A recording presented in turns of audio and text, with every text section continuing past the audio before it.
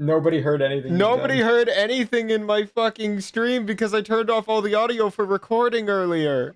Twitch campaign is unofficial fan content permitted under the fan content policy, not approved or endorsed by Wizards, and portions of the materials used are property of Wizards of the Coast. Copyright Wizards of the Coast LLC. Thank you for listening. I wasn't gonna use any of this. Don't listen to what Tegan said during this. Listen to what I said during this. Who? Honestly, reading that with Tegan's suffering in the background was oddly appropriate. Yeah. And some beep boops. Yeah. Well. Give me the beep. Boop, Everything ready? Beep my boop. I don't feel like I don't feel like Tegan's gonna be able to get into the role playing mood with the futuristic beep boops in a fantasy land. What are you talking about? That's just my metal heart. Naska, do you have the creepy music? I can put the creepy music again. It's the same one, right? Yeah, can you put God, not the creepy music again. I'm going to be Don't play it until after I'm done describing the thing. Okay, well. Too late. There it is. There it goes.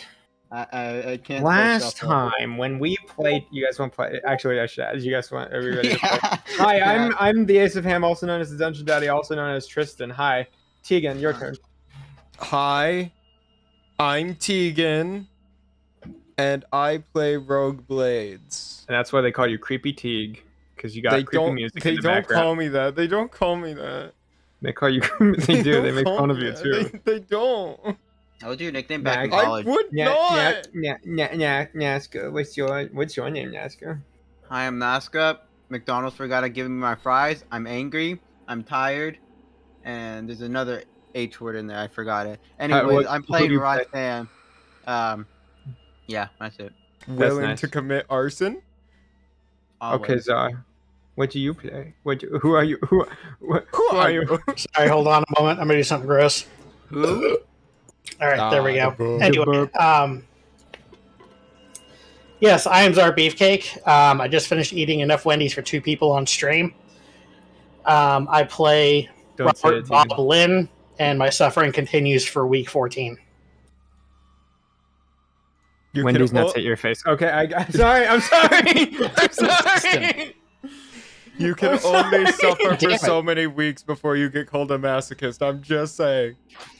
I mean, that's fair, but at the same time, like D&D. That is true. That is immense.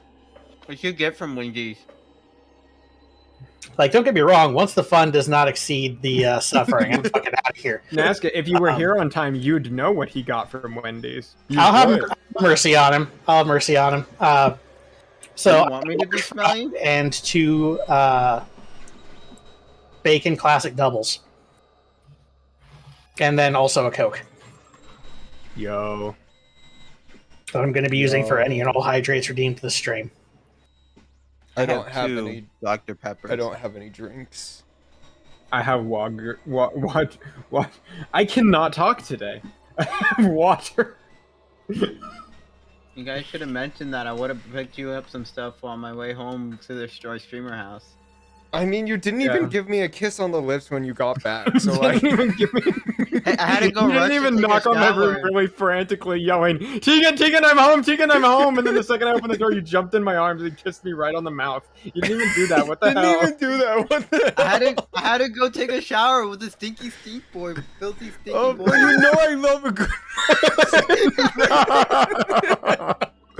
Let's play D&D. This is unusual. This is a dark mirror I'm seeing. No, they hit the Pentagon. No. Shit. Wake up! Because I put it on stream, and you go along with your recap. We have to play D&D now. We have to cook. Last time on the creepy D&D with creepy music, creepy game. Having traveled up north through the Whispering Isles, following a ghost man that you found also wandering around towards a small village he is leading you to. You walked through icy, dark, cold, sad, annoying, sometimes scary noises, and made it to what appears to be an abandoned frost giant's home. You explored the house and found a secret compartment which seemed to contain some magical loot. And I believe we left off with all of you ending up your investigations, attempting to figure out what to do with 11 large discs of platinum, and just in general, doing your own things. Making a bag of holding. So as you're sleeping in this building, this abandoned Should we not, hallway DM? structure? Should we not? Should I will we say, not? there. So I guess let's describe what's going on a little bit. All around you, just like permeating the air, there's just this quiet whispering, just in the back of your head, just this very like generic voices that don't seem to come from any direction, don't seem to have a a sex or a gender or any sort of like intonation or anything, just like a whispered noise suddenly coming back and entering your consciousness. And that seems to be happening in just a low drone now under your general experience. Like Again, it is freezing, frigid, cold. At points, it feels like now that you're in this like blocked off area, the wind every once in a while that would sweep through slowly isn't hitting you, so it doesn't feel like it's like so cold that like you can't breathe. Mm-hmm. But it is still like just barely above what you feel is like a temperature that you could even live in. And with that in mind, as all of you have gathered yourselves in this, what is it, about camp here? It's probably about 50 by 40 by another like 40 something tall kind of rectangular room. Big destroyed bed to your side, large like axe slashed through the bed and then stabbed into the wall across the room. Well, if the door hadn't been knocked off its hinges, I would recommend we would camp in here tonight. But the smoke might cause a problem overnight if we lit up a campfire. To be fair, the door being open does kind of solve that issue, though, don't it? Isn't there a fireplace? I mean, only if there was a strong breeze to carry it out, but it doesn't feel like there there was is. a fireplace. There is a fireplace in the kitchen, like a molded, like stone, metal, and ice fireplace that seems to have a let out somewhere. Could it be frozen over at the top?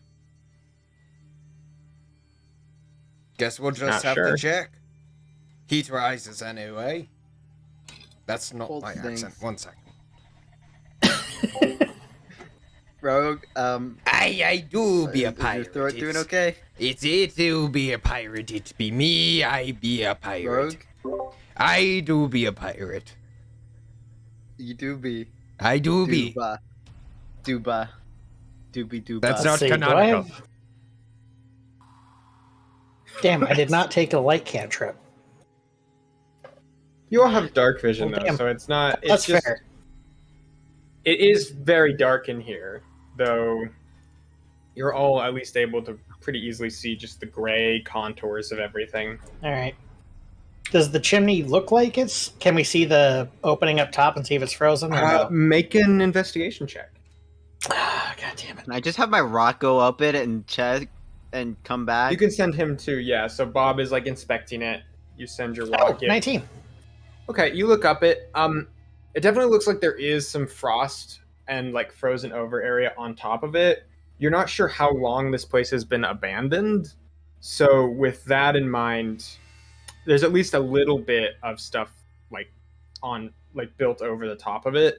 Tell my rock to take care of it.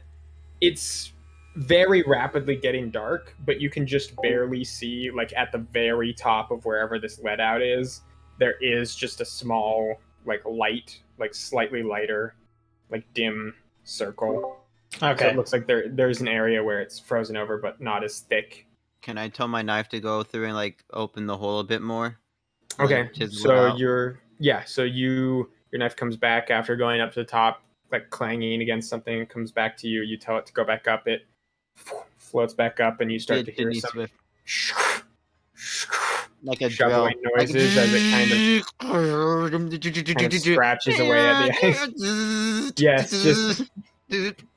Yes, you are going to all have to sleep through construction noise now, unfortunately. Wouldn't be the first time. I mean, we can just tell the knife to stop. I know, I was doing a joke. I'm offended by your joke. In the biz, we call I don't care. A little bit of a joke. Your that's knife what we call it. Scrapes off, it sounds like, shovels out some of the snow. Eventually, you guys do see some just like flakes of snow and like ice start to just fall slowly down. Okay. And land in the middle of the chimney, and eventually the knife comes back floating down and out. Should be safe enough to light up a campfire, I guess. All right, let's give it a shot. Hey. Okay. Do you have wood? We've got chairs. That is true. You do have chairs and stuff. We have furniture. We have. Yeah, voice in my head. We have furniture. I feel like yes, you have very frozen over furniture, but you do have furniture. Hey, you can catch anything on fire with enough spells. If you just believe. You just believe. Yeah. Okay. So, do you have spells that catch things on fire? I have gloves that can catch things on fire. You have gloves that can catch metal on fire. Which is things. Yeah. I've got a large amount of oil and a match. I mean, you do have that. That could work. There is a small like basin area of the actual like fireplace area, right, where like you could probably take some sort of metal thing and put a cauldron over it. It is like technically the area that the fireplace is taller than you, Rogue, just not very much. It's like, like 6.5 feet tall. Oh, I just assumed we were all standing on like a 20-foot ledge. 4-foot ledge. Okay, not that. It's only like 3. It's only like. So it was a pretty short giant. It's the counters, right, are like 10 feet high to like 20 feet high, depending on what part of the counter you're looking at. This is like a stoop, like at the bottom of a fireplace, right? All right. Well, might as well go get some furniture. So can I drag over some furniture? Yeah, you begin gathering up. You don't even have to pull the whole of furniture. There are like wood bits on the ground from stuff having been shattered that you can collect as well. Sticks, pick up sticks. Oh, you know how I love the sticks. You pick up sticks, yeah. 1 stick, 2 stick, 3 stick, 4. How many sticks can we burn some more? Yeah, you bring some sticks over and get them laid out. Right now they're very frozen. You doing anything? You could just light the oil on fire, I suppose, and see how that goes. That might work. Yeah. Kind of depends on what temperature the oil burns at, but what temperature does the oil lantern oil? Lantern oil burns at quite a high temperature. Would I know what the exact temperature in both Fahrenheit and Celsius and Kelvin that the oil would burn at? Yes. Which is? You know it. And it is? A high number. You'd actually know more importantly than that, whatever temperature it raises at. The important part is actually that it will float on water, which means it will probably continue to burn even if the ice on the wood begins to melt. Yeah. So yeah, you can douse it in oil and light it on fire if you want, Tegan. You can do a Texas cookout. You can do it. Hell yeah. All right. I'll use my 1 flask of oil and I'll pour it on the thing, and I'll just take my my little tinder box I've got here. Put a little bit of tinder, light a match, and it does. The oil at least lights up very quickly and begins to melt off the snow and frost off of the the wood, which begins to like be soggy, and then you see bits of it start to darken as the oil is still burning around it, until finally it all ignites, and you are left with a little burning bonfire here of different. I put some extra wood on the side to melt. Yeah, you lay up some wood to get itself melted next to it. And the room very quickly starts to heat up. And as this dim light of the fire kind of fills the whole of the kitchen, you do see what you couldn't exactly see before. You could see some of it in some places, like where it was very heavy. Just like bits of dried blood, though it's pretty clear. It's like this very like dark, almost like purplish blood. And it is just like splattered in different points as if someone was like cut very quickly and their blood just went flying across the room. Oh yeah, someone was definitely murdered here. Yeah. Like I said, it must have been a marital dispute. You also see bits like that, and another thing you notice as the like light comes up is that something you hadn't noticed in the dark now, but as the dim light picks up, the side of the kitchen that is kind of like closer to you is actually fully like frozen, like a wall of ice that in the darkness looked basically the same as the rest of the walls, just like barren. But now you realize it is a wall that has like been placed over top of the earlier wall, and almost like it was like all frozen in place there out a distance. And behind it you can see maybe a fourth, maybe a little less than a fourth, like the top like right half of a frost giant, just this like would probably be 40 something feet tall, blue, like this dark blue skin with like these white tattoos on it that are still just perfectly preserved in the ice. Its face, just like a third of its face just fully like torn off with like bone just like jutting out and like cracked on the side, and like full like half of its torso torn off and both of its legs torn off, and it's just like barely looking like it was dragging itself almost dead, if not dead, on that area that is now just fully frozen, and like it's just in its hand ends just inches before the ice itself. Well, there's the murder victim. Told you it was a marital dispute. How can we know that without seeing the other person? Well, you should have seen how bad the other person looked. Yeah. I'd like to take my hammer and booming blade and try to break it out. Oh, please don't. Okay, it is. I will say it is pretty clearly a like a very thick like sheet of ice that is like built up and then like stopped.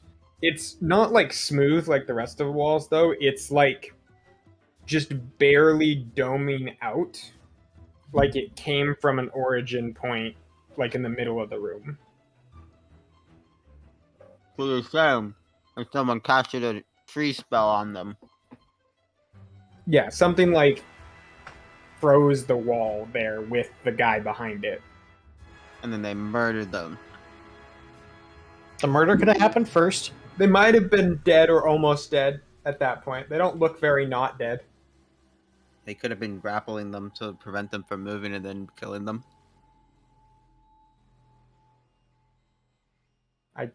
No. If they were grappling them, they'd be in the ice too. But what if they weren't in the ice too? What if they used the ice to hold them down? What if they used the ice to hold them in place? Bob starts setting up camp to go to sleep. Okay, next to this partial corpse. Are you going through with the booming blade idea? Well, if there's nothing I can easily accessibly this body looks fully like it's like the like closest part to you is like an inch within the ice, and then like it goes back several feet, so you can like to the point where it's like very dimly, almost you can barely see how far of this body it goes back. You can just and it's like dead for sure, right? If it's not dead, you have no idea how it'd be alive. Like it's only like a little bit more than a fourth of the body, like in specific parts, and then like just random parts are missing out of that. Free bag of parts. Yeah, does it look like there's anything valuable on him? Make a perception check. He could have more platinum discs on him. He could. 16. Okay. There is a ring on the hand reaching out to you. It's big, silver with a blue, like crystal, Shiny, like set it up. I take out. I have my rock form a chisel. Nothing else really is visible through the ice. I have my rock form a chisel, and I start chiseling it out to go get it. So you guys start to get ready for bed, and I suppose Nazca's going to spend their Actually, no, I can probably just drill. Chiseling out this guy. No, I can drill. Gonna make an ice drill. Yeah. So you can't make an electric drill, but you can make like a hand drill, right? Yeah. Yeah, and it's with the rock, so it can spin. Actually, the rock can just form the tip of the drill and just spin itself. So you spend the first hour of your watch as it starts setting that up, and the other two. Do you have anything to do before you go to sleep? Not really. No. Rogue and Bob. I guess if they're doing that, I'll take first watch. No, I'm taking first watch. You need to sleep. You're the sleeper here. Sleeper. Yeah, but you're going to be distracted the entire time trying to drill through the ice, Roxanne. No, I won't be distracted. You can do the first 2 hours, Bob, of your sleep up and like on watch, kind of with Roxanne working. I just need to meditate for 4 hours, so I guess Roxanne can take first 4 and I'll take second 4, and Bob can take his 2 hours whenever he wants. Yeah, I'll take the 2 hours. And then I also still need to make the bag of holding after this, and get rid of Rogue. Yeah, but that just happens at the end of your long rest. Just magically happens. Mm-hmm. Like you that's why it's wake magic. Up and your thing you do is you imbue it with some time at the end of your long rest. Yeah. Just magically. Yeah, that's why it's magic.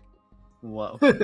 That's so deep. So, with that in mind, Roxanne, you get going on this wood chisel. I don't even know if you need to roll for it because you can make like a wood thing and like get in there. So you begin the process of like turning this crank and otherwise having your automated guy do some of it as well. And you begin chipping away at the ice towards that ring. And Bob, you are up as well. Sounds like Bob's going to be the one keeping watch for those first 2 hours. So basically, yeah. Let's do a perception check for the Bob. The Bobster. Right. The Bobamonopia.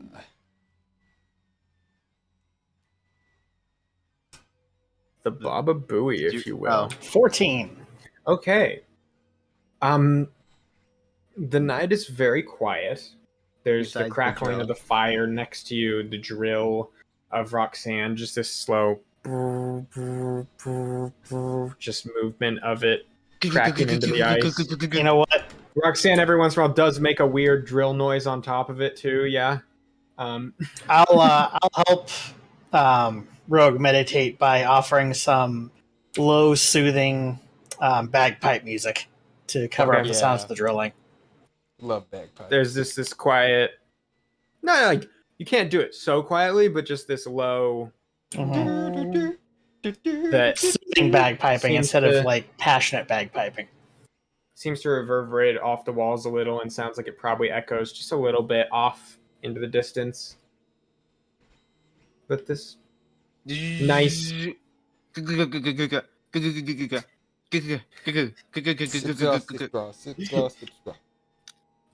So I think I'm actually going to use like a charge of Song of Rest. if I have that. I don't even think you have to use a charge. I think it's just you can. Yeah, it's just a thing that I can do. You boost people's healing during rests. Yeah. Which technically doesn't really do anything because your guys are all going to max anyway. But yeah, no, but it's mainly for RP purposes. Like it's Song of Rest, so I can somehow make bagpiping music soothing. I getcha. It's very eloquent bagpipes. It's the best sleep you've ever had. Bagpipe master. And with that in mind, as the 2 hours go by, there is still just this faint, omnipresent whispering just all around you, to the point where the drone kind of like every once in a while you get used to it and you start to lose track of what is actually being said, and it's more just this like continuous just mumbling. So an average day for me, I guess. And the least shocking part of that response is that Roxanne hears voices. Well, it's the Twitch chat. Yeah. It's always the Twitch chat. Yeah. Currently, they're saying something about something hitting some sort of pentagon. No, they didn't say that. Don't lie. And also, with that in mind, talked about how my money don't jiggle, it folds. And I want to see you wiggle for show. It makes me want to dribble, you know. Roxanne is just mumbling that to herself as she drills. Yeah. Yeah, after a good half hour or so, Roxanne, you've carved out enough of the ring that you can like start to actually like pry at it with little pieces of your tools and otherwise, and you begin to I'll just pull cut at off it. the section of his finger.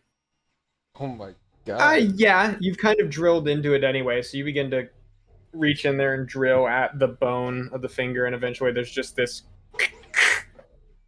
crack as you've broken the bone, and you peel back the ring, slide it where the bone is broken through, and then pull it out of the hole.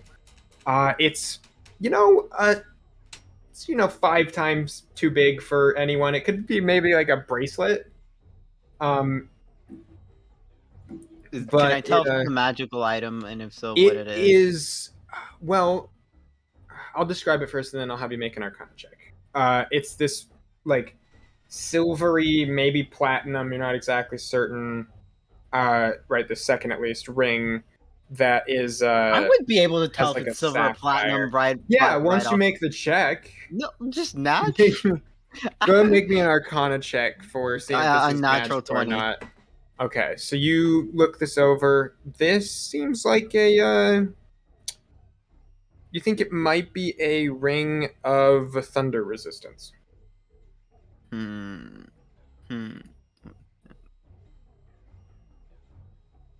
Indeed. I know. Hey, Bob, do you happen to have a why is the music picking up? Identify. So I just want to know if it's cursed first before I put it on. Actually, I used the one charge I had on that potion, I think, or the other item. Your charge for you identified a potion of Hill Giant Strength, so you can do it tomorrow. Yes. Though you've got a bunch of things. I can do it at the next dawn. Yeah. Yeah, I just want to make sure it's not cursed before I put it on, and then I turn into a giant ice giant and like kill you guys. You know, that would be kind of bad. Shit happens, you know. Yeah, it's just average.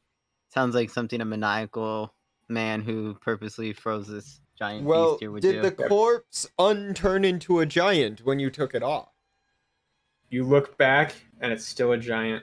I think we can safely assume it doesn't turn you into a giant then.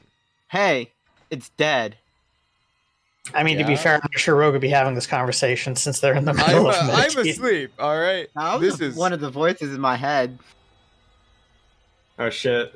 Bob just continues bagpiping, just with his belief that Roxanne grows more insane by the day, just being proven by the fact they're talking to themselves and arguing with thin air. You are having this. I can tell if it is cursed. Yeah, it's called an Arcana check or putting it on. Oh. Those are kind of your two options. You don't think it's cursed in the Arcana check. Okay. I'm able to. I would like identify. Be able to also do that. Do you have identify? Oh, I mean, I can prepare and prepare stuff easily after long rests, I think. If you want to unprepare something after your long rest and prepare identify, you can do that. Yeah. But that's once your long rest is done, which is continual flame. 8 hours from now or 6 hours from now. Oh. Continual flame is a spell that lets you make a flame that doesn't go out. That sounds like it might have been useful. So the next hour and a half goes by. Give me one moment. Very calmly. Nothing. Will I have out to do of the ordinary check as well? So not even drilling. Well, after the 2 hours, yeah, you'll pick up while Bob heads to sleep. Also, what did you say the ring was? Or thunder resistance, wasn't it? Yeah, it was potentially a ring of thunder resistance. So I'm just gonna mark it down as that. I feel like it's important to note the potentially there that came from the DM. Yeah. Yeah. Based on your roll, it's what you think it is. Could be a ring of thunder causing. Name potentially band. It's more of a wristband. It's more of like a wristband, given the size. Yeah. And with that in mind, thick boy. Yes. The 2 hours goes by, Bob, and you head to sleep to get yourself enough for your long rest. So, Roxanne, can you give me a perception check for your next 2 hours? We get bonus with the rock. Yep. Good. 21.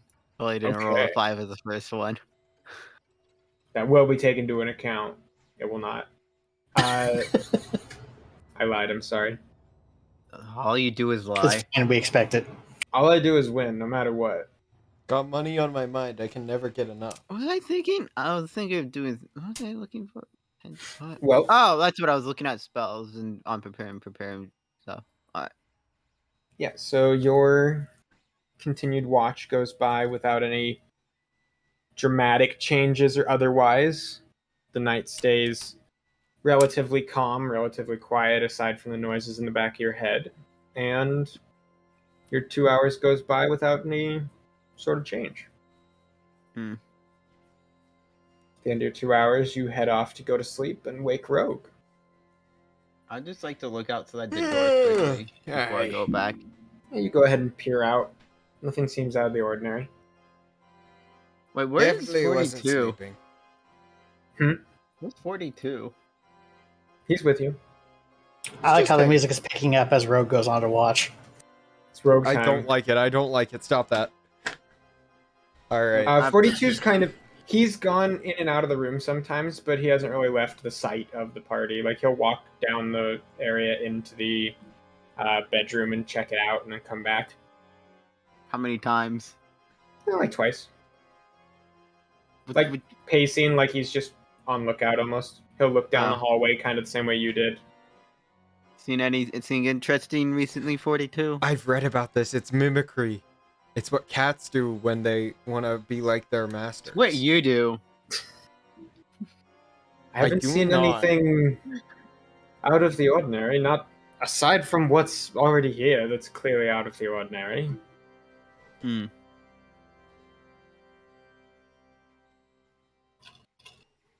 Yeah. So Rogue and Roxanne, you switch off. It be time for me to be. Wait, Bob, do you have detect magic? Just out of curiosity, like side note. I might. I thought. See, no, I do not have a detect magic. All right. Well, it doesn't matter too much. It just would have been nice. It just would have been nice if you knew that spell. It just would have been nice if you catered to me with your spell choices. You just knew that spell and only that Rogue, spell. could you make me a wisdom saving throw for your long rest? I mean, I can. Oh no. But give it a second. It's not showing up for me. Can anyone tell me what that was? No, because nothing showed up for me either. Nothing showed up over here. All right, give me a second. There's a button to auto roll dice. No, I just had it ready to go. No. Right by, like on the bottom right, I just noticed there's a set of dice that you can click on. Yeah. Wait, does it? Okay, Oh, and it allows you to do that? Oh, you don't need to type roll as well. You could just do Yeah, there's an mark. auto dice thing. Okay, you don't need to do slash roll. It's not working. Oh, handy. Try reloading your page. Yeah. Alt F4. I'm sorry, it's broken. Okay, it logged me out while I was playing the game, so I guess They got ya. I guess I'm not making that check, DM. No, you are. Go ahead and do automatically fail. Too bad. Wisdom saving throw. You get See if I remember this off the top of my head. Ready or not, Look busy. Online. You got here. I'm back. I'm back, businesses. I'm back. Welcome back. That is not right. None of that. Did it log me right. out as well? It did as well for me. I just tried to good. Oh god. Why do people choose squad? I think everyone should just reload. I'm just gonna reload mine as well. I think everyone should just reload quickly. Hey, oh shit, yep, I got a 20. Okay. You wake up having taken the night as you were sleeping. The cold of the air seems to have sunk into your bones almost, and the just ever-present noise in your head seems to have given you a bit of a set of visions, nightmares. You're not even really sure. Just this Luckily, feeling of I was half meditating. Yes, so... just this feeling of loss and wandering and desire fills your body for a moment, and you have taken. This is halved, so you would take 3 instead of 6 cold damage. Wait, but we're next to a fire. Is it still? Yes. Somebody also it's set the up area. camp. It's not the fire. Oh, okay. Oh, all right. not How even much if damage? you set up like a tent and 3 slept in instead of 6 cold damage. Yes. That's not so bad. Like, area around you seems to have like seeped into your bones. I'm only one step closer to being one shot. 1 instead of 2 psychic damage. And you do not take a point of exhaustion for the day. Fuck yeah, I'm so cool. All right, I'm getting up to watch, so I go take my place. Good thing about exhaustion, yeah. Shoot the shit with 42 over here. Yes. Just being like, leave my knife to help you. You ever been out west? Off the island? Aye. No. East? No. Off of the island? I don't think so. Huh. I woke up here. Oh, yeah, true. You did say that. So in all the time you've been since you woke up here, you haven't gone off island? No. I'm looking for something. Fair enough. Ain't we all? For us it was drugs, I believe. We did find those. We did, we found the drugs. Not even sure what drugs they are still. That's crazy. This is a crazy time we're living in. Would you like me to attempt to identify them for you? You can identify that stuff? Not often. And it usually doesn't work around here. I mean, we can try it. I can't tell you exactly what... I can tell you whether or not they're magical, and I can tell you some of the effects they might be having. Can't tell if it's the good stuff. Well, you can tell the effects, so we can tell if it's the good stuff. Like, if it's magical, I can tell you what kind of magic. I mean, they are the captain's drugs. Well, I guess we might as well try. And I'm gonna hold out the bag of drugs. Okay. He's gonna go ahead and make a spellcasting ability check. See if he can cast his detect magic. He rolled a nat 1. Guess not. You see, he, like, goes to close his eyes and begin casting the spell, and you just see this like movement almost like within his brain as his thoughts seem to like freeze in place, and then like a slightly brain shaped like ice thing falls to the ground and shatters. Huh. I guess that would be what happens when, like I said, sometimes it doesn't happen. exactly work. Aye. And how long till you can do that again? Tomorrow. Oh, okay. Not too long.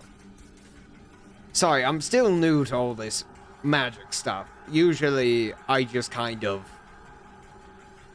think about it and hope it works whenever. Well, I don't study it myself. I just kind of. It happens. You know? I haven't studied either. Yeah, I have some. I don't know what they'd be called. Innate ability to do this. Some magical properties too, yeah. He kind of just like gestures to himself, like, I'm not really certain. Me neither. Might just be some fluke of nature. Could be. Perhaps. Australian rogue. I don't know what you're talking about. That was Mr. Solid Fingered Rogue. Oh, you know how I love your salad fingers. All right, oh, God, no. All right, it's happening. Can I do my perception check Yes, for... please make me a perception check. You get bonus 17. because I left the rock to go. Okay. Not bonus, sorry. Advantage because I left I don't... Do I get goes advantage because of the rock? I thought you'd done it before. No. Nah, Nasker gets I don't need it. Fair You enough. don't need it. You got I'm 17. cool. You don't You need got it. I feel like this need rock being able to assist literally every action is slightly unbalanced. I don't know what you're talking That's about. just 'cause pets work. I haven't That's let it just how assist pets work. everything. Just the things it does. And I kill it often. Yeah, it can die really easily. So, with that in mind, Rogue, begin looking around. Your watch goes by relatively similarly. Nothing dramatically out of the ordinary. Still just noises ominously in the back of your head, yes. Whisper. And after the 4 hours go by, you start to see the light of the fire kind of starting to dim, just feeling it a little bit more from time to time with some of the logs, the pieces gathered of different furniture. And yes, another chair to the fire. eventually the light from outside, as the day starts to take over, starts to cast into the room at a weird opaque angle because it's at a weird angle on the side of a mountain.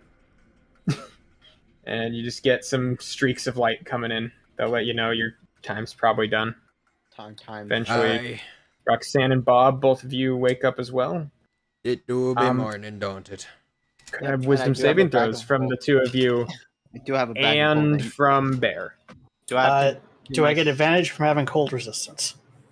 No, but you'll take half the cold damage already, Wait, so it'll be doubled half if you make the save. I know you said wisdom, right? Wisdom. Okay. I got a 5. I got a 17. Okay. Bob, you succeed, so that's 6 reduced to 3, reduced to 1 cold damage and 1 psychic damage. Do I have to psychic? Nesca. I was just seeing if my knife had to do it. Your knife does not have to do it. It doesn't have thoughts. I will need one from Bear as well, but Roxanne, yeah, I'm looking up his saves.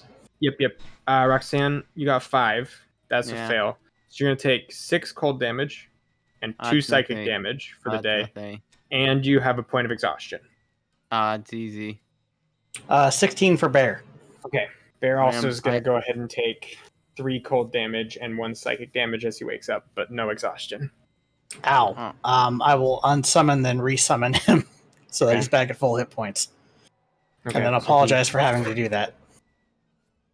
Bear just like stretches out a lot, trying to get the cold out of his bones. Yep. Make sure he's wearing his cold weather gear with the little hat. You said level of exhaustion, right? Shoot, one level of exhaustion, there it Roxanne. is. Be sure to note what that does to you. I believe it gives you disadvantage on ability checks. Disadvantage. It literally is just disadvantage on ability check. Okay. Well, and with that in mind, fast. You gather your belongings and get ready, and you are ready to head out back into the north. Still following Rack, I assume? Yep. Okay. This is the only way we know how to go. Yep. All of you begin hiking up the mountain through this pass now into the what looks like it's probably, at least around this area, one of the higher points. Aside from going all the way up to the top of some of these like cliff faces and crags, aside from going all the way up to the top of those, you're going kind of to a high point that's still passable. And you begin to eat rises. Walk through it over the day. Can I have someone roll me a d10 for the day's activity and weather? Sure, I'll do it. No, you should have Bear do it. Same thing. We got a 5. I'm sorry, I'm dying. I swallowed a piece of ice. It's what you get. Sucks to be you. Gosh. Okay, 5. I hate you so much.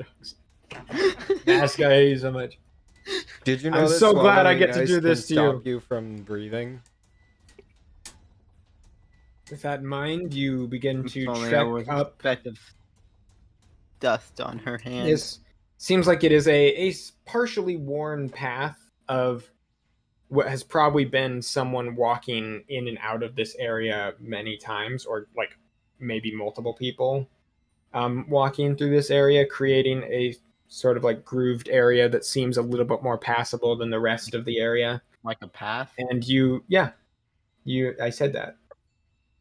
And you make your way up into this pass in this mountain as the day goes. Oh, wait, I forgot 2 things. I did the bag of holding, so Rogue, your sword is no longer enchanted. I already did my sword unenchant. Yeah, and I also redid God Identify. Yes, you did the bag of holding. So there is a chance it doesn't work, but because you can just redo it after every short rest, and so you get 8 tries, I'm just going to not care just because it's an enchantment. So you make yourself a bag of holding. Yeah. Okay. We put the platinum in it. Yes, you put 440 pounds of platinum. Woo! Well, 440 pounds of... You're not sure what the whole coin is, but at least platinum coins, essentially. How do I do this? Add custom item. What? How many coins was it? 10? 11. 11. Like 11 platinum discs might be the best. Disc. Cost. Weight override, so 440 pounds. Yeah, you're not exactly certain what the cost could be. You'd need to do some chemical analysis, or otherwise figure out what they're made out of. I was looking for the ability to add weight. Yes. So now there's 60 pounds left in the bag of holding. That's like a child. I would say this is probably solid platinum, considering that as Tegan was saying, there is no platinum plating in this time period. There's probably no platinum plating. You'd hope it's pure platinum. I would have been able to tell. Aside from that, yes. Platinum to the now 20 karat. These are frost giants, right? So you have no idea what kind of magical or otherwise tech they have access to. But either way, with that in mind, they're definitely heavy, and they're definitely some sort of metal, probably mostly, if not all, platinum. So yeah, they're also gonna. They're cool. No, I can do an identify later on the ring, just to make sure. Yeah, because we're still in the no divination zone. Oh, I was thinking before rest. Yeah, you can burn before rest just to hope that maybe you'll get some of them working. Mm-hmm. The day itself is rather calm. Nothing crazy. The sun continues to come up into the sky, and as noon hits, it starts to get warmer to the point where you're starting to feel maybe a little okay. It's not crazy like yesterday with how cold it was getting, at least during this day, and maybe you're a little bit like closer up as you're getting out of this bowl and up into this mountain now, and maybe there's some like coastal winds or something coming in, you're not certain, but it's just for the day it seems pretty warm. And you hike on and come to a point where throughout the day, probably a good, you feel like you've been hiking for probably a good 6, maybe even more, not so 6 until you're done. So like 2/3 of the day almost have gone through, and you are hiking out, still the sun up over. You guys kind of crest up on top of this mountainous area and get to looking down into the technically lower, though it's still top of the bowl kind of situation of where you've been hiking through. So you're only going down about half as far as you went up just now. And you begin to hike down this area into... How sleddable is it? Not crazy sleddable. There's definitely lots of like outcroppings of rock and like icy, like half rock, half ice things that if you were to sled, you might... Okay. But like, so you're saying a platinum I can't stop you. Would a platinum disc be able to go over the snow, or would it just sink? You can find out. It would probably sink. Are you thinking what I'm thinking? So you think you can sled? I pull out a platinum coin disc and lay it on the ground to let Rogue try it first. I'm riding the disc. All right. How do you ride the disc, Rogue? So you know, like, I'm gonna butt scoot this. Okay. You sit on the disc, grab it with your mitts on both sides. Are you crisscross applesauce? In your lap? Crisscross applesauce isn't that stable. I think I'm gonna keep my feet out in case I need to stop. Okay. So I'm gonna keep my feet out above me. You and keep your feet out and you kind of like half lean back so that you're like... I have enough dexterity and enough core strength. I'll be able to hold my core up with that. Yeah, let's do an athletics check. As you kind of are like peering over this edge. You're not at the top of this like mile high area. You've been hiking for a bit, but you're looking down at... a 5. Okay. That's not my strong suit. You lean over it and begin to slide down. If I need to catch myself with acrobatics, that's why I'm really the first probably 200 feet is fine. And then the ice kind of goes from being like skidded, like the wind is kind of like flattened it and kept it at like a smooth, like easy going pace, to kind of, you hit an area where like around you there's some like taller karsts of ice kind of preventing parts of the wind hitting, and you hit like a rough patch for a second and it gets kind of shaky. You just hear from really far away, shit! There's just this moment where you're like, you bounce a little bit and you go maybe a half a foot in the air and then you hit the ground and you peel out a little bit trying to stop a bit. Could you make me a dexterity or a strength saving throw? You start to peel out and you're like no longer directly like pointed forward with your legs. You're kind of on your side, still just skidding down. That's gonna be a 25 for the dexterity saving. Yeah, when it comes to dexterity, I'm great, but when it comes to strength, I'm not so good. You like are starting to turn and you feel yourself almost like catch on like a groove of ice, and you like start to go down and you see in front of you, it's you're going probably a good like 60 miles per hour right now. You catch a groove and you like fully like turn, like you feel like 90 degrees. Roxanne and Bob, you two are like watching Rogue and you like see him bump up in the air, catch this groove, and then turn and just go behind a big pillar of ice and you can't see him anymore. And Rogue on your side, you see behind this pillar of ice, there is like 2 more pillars up in front of you that look like they're only about half a foot wide where they touch at their base. And you are going straight for them. And you go, oh shit! Oh shit! But with a really good roll, you kick your foot into the ground on the side and get yourself pointed the right direction first. Dig your heels into the ground and just start to grind along the icy snow, just towards this thing, just slowing. You're like 100 feet away from it, 50 feet away from it, 25 feet away from it, 10 feet away from it. You're still going pretty fast, and then you catch your knee. You just like your using feet my hit it, feet. and you're like half a second. You're like, maybe I really hope my legs don't fucking explode when I hit this. You hit, and your feet just like collide with it. One of them just goes straight into like a piece of snow that looks like it's maybe a little bit wider than you thought, but part of it's snow. One leg just goes straight through, and you like slide, and your back just collides into this pillar, and you are stopped. Fuck yeah! My turn. I go. I pick out one and go. You hear that from all the way down there? Just a fuck yeah! My turn. Hold on. Before you go, leave one for me. Let me play you a song. Good. Leave one for me. I take out one for Bob, and I throw it down. Rack looks like he does the. Does Rack want one? You want one, Rack? Can I have one? I'll try. I don't know. I mean, Rack won't die. Make sure to slow down. You can only die once. That's what they say. Make sure. I hope. I'm like trying to yell up to give him pointers on how to do it, and it is not able to make it with the wind. I pull out 3 and leave. He like echoes of like what Rogue is saying. Like the first like layer, you hear what you're saying back, Rogue, and then it just gets to just this like noise that just mixes with the whispers that you're hearing anyway.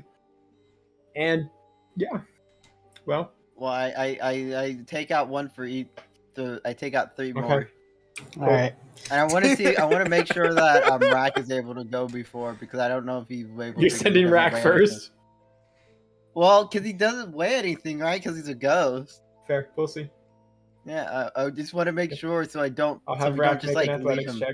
check. I just don't want to leave Rack there by himself. Can I Okay, like you see pile Rack, up like- some snow so it's softer landing? In that area, sure. If they don't hit that groove, you have no idea where they're going. Straight into the crack! Oh shit! Oh shit! Well, let's Okay, so I was gonna say I play a little song for both Roxanne and 42 to give them bardic inspiration before they go. Okay, fair. You're like the fucking what's it called? The guy at the top of the slides at the pool who's just making sure Rogue, you're like shouting up to them that you're okay, and then you just hear like bagpipes begin to play low in the background. Do they think I'm dead? I guess with that in mind, Rack goes ahead and hops on it, same way as Rogue, lifts up his legs and begins to slide down. You see, Rack, like, he's sliding down, and then he purposely, like, kind of digs a foot in and begins to, like, spin. And he just starts spinning, and he's going, like, it's a not unreasonable amount of spinning for the first, like, 3 spins. And then very quickly, it looks like he is just, like, a Beyblade, just going down. You see, he, like, then kicks his foot in the other direction and, like, starts to slowly slow his spin, but he's, like, you see just like this peeling of ice, like this big like shred of ice go flying up into the air with each kick he puts into the ground. And once finally he like past that, I'll be able to see him flying. He sees that same like groove in the ice where Rogue is, and he's like just barely out of the spin, and he's trying to hit it, and he hits it backwards and like clips through it because he's going the wrong direction, and just peels off and just begins to like tumble, but you see as he's tumbling, let me get a second, he tumbles like twice before he's got bardic inspiration. What's your bardic inspiration die? Die 8. Okay. D8. Yeah. Cool. Big So dice. he like tumbles twice and then pulls the hand axe out of his pocket while he's tumbling and manages to clog it in the ground. You see like he's like partially holding on to the sled, just like trying to stop himself. And he just slides another like 100 feet before finally he just is stopped, just out on the open like ice sheet. I'm gonna pick up my sled and start heading over to him, trudging through the snow. My turn. Okay. I go out and run and jump on it. Okay. Bagpipes playing as you Wait, go am I down. able to use catapult to make it go faster? It doesn't. Catapults Well, for 5-pound things. Yeah. but if you cast at a higher spell slot, that weight limit goes up. It does? I don't know if... Yeah, but I don't think you can spell slot it high enough to get this thing. It is 40 pounds. It is 40 pounds. That's fair. Roxanne is an artificer, so I don't know if you have... So you need a...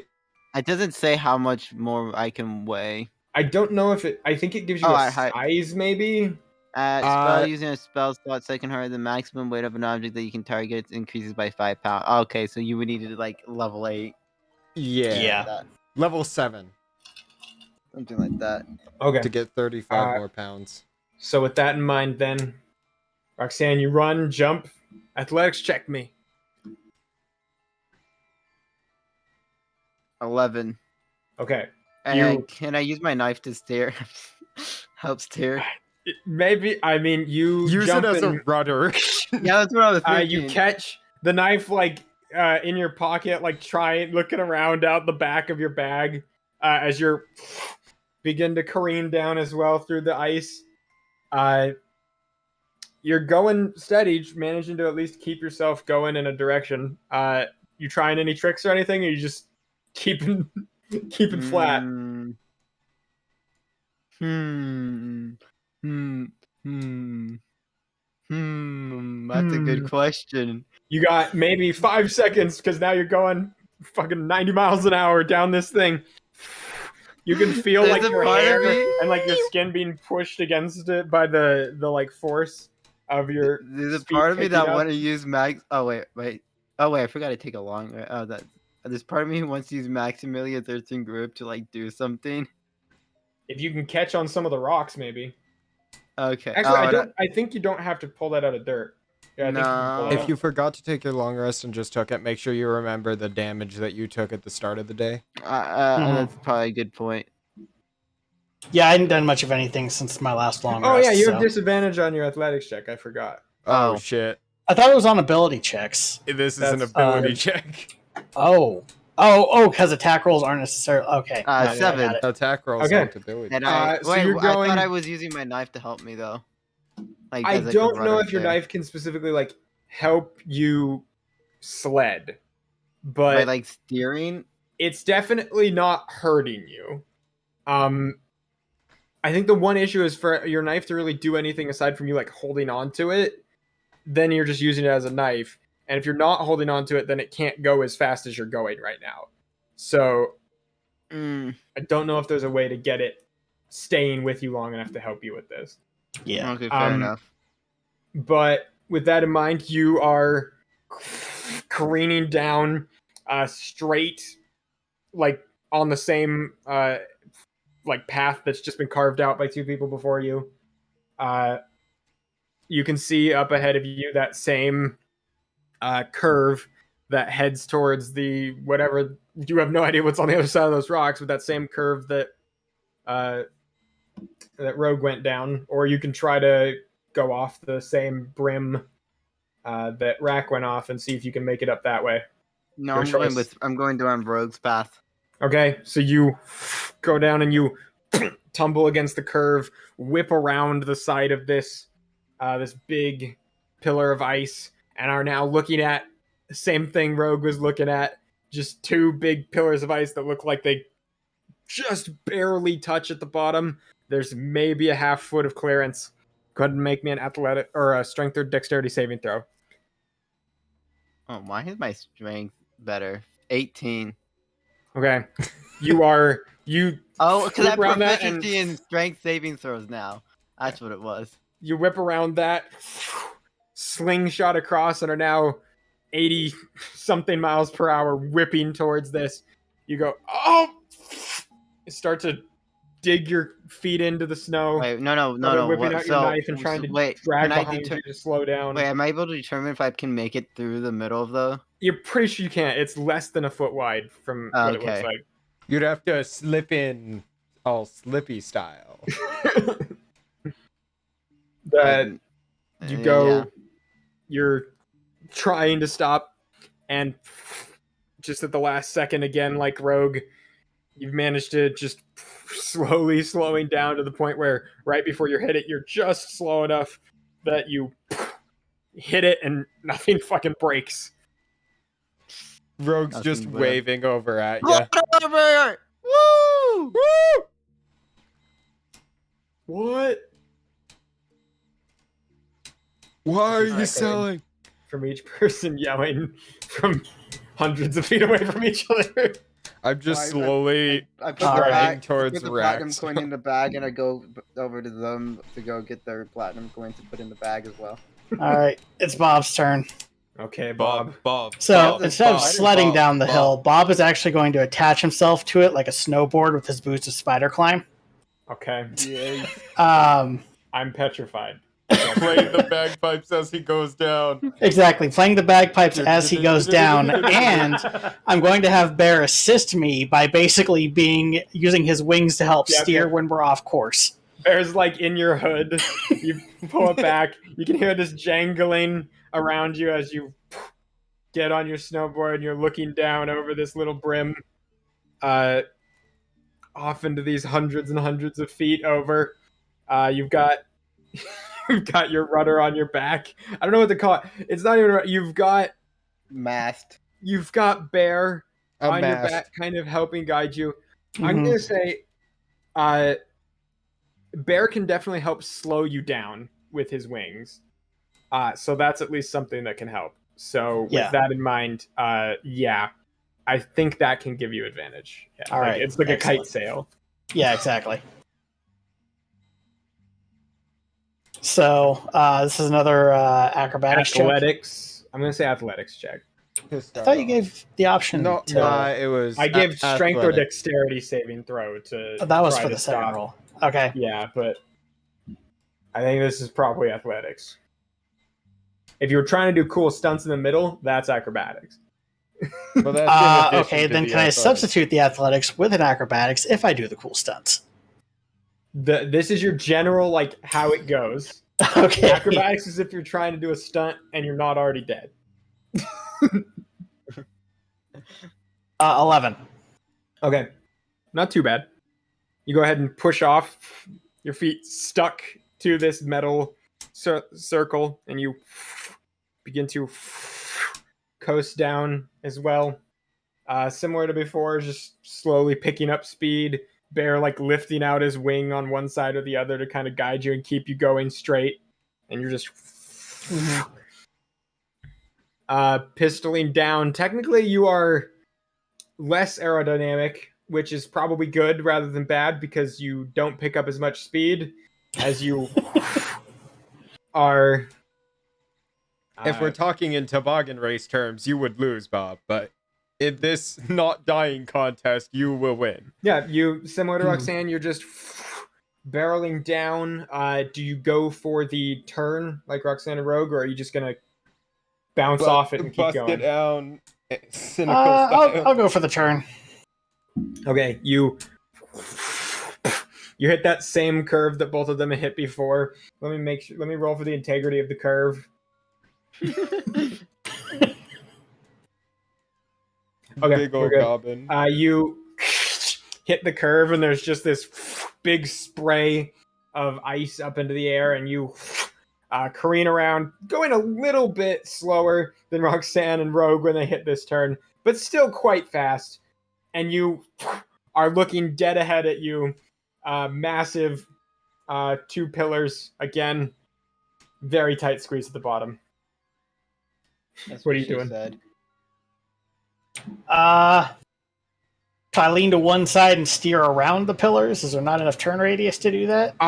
So when I say pillars, I mean like you turn and there's like 100 feet on one side, 100 feet on the other. These 2 pillars that kind of like raise into the sky on either direction, and you're currently in a groove of ice that's like 40 feet wide, probably in like sort of the middle of that just kind of channels its way down in between them, and then they meet at the bottom with like a half foot of clearance. at their very bottom.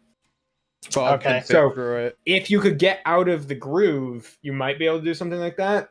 But I don't know what you'd do to do that. But if you can think. Okay. All right. This is the point where I think I'll try my stunt. Okay. Essentially trying to curve my way up the side of the pillar as I'm going, and then lean myself back at like a 90-degree angle and suck in my gut to go through the space between these two pillars. Okay. You're already at the right angle if you're trying to suck in your gut because you're snowboarding. Mm-hmm. So with that in mind, let's do an acrobatics check. Let's go for it. All right. Can Bear assist me with this one? I think so. I think he can try to. He can definitely keep you from going so fast that there's no chance in hell you'll do anything besides just smash right into this wall. 12 on advantage. Okay. What the hell? Okay. We'll see. You're sliding down. You see Roxanne like getting up and beginning to walk over toward the other two that are like just barely out of your left eye, just in your vision off in the distance, like 400 feet away, you've got Rack walking towards them. 200 feet away, you've got Rogue. And then like 50 feet away, you've got Roxanne. And you just whip around this corner like the two of them and begin to spray down the path, just leaving ice spraying up behind you. And for the last second, you try to whip yourself up along the side of this this karst, this section of ice coming up. It is slightly at an angle, so you do at least manage to catch onto the side of it, and you begin to slide up it, and you're going up it now.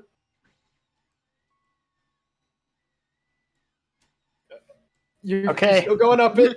I aim the opening. You're going quite fast, and you begin to slow down, and you stop. And you kind of look out the back of your eyes. You're maybe 30 feet up this pillar. And you just begin to slowly start to slide the opposite direction.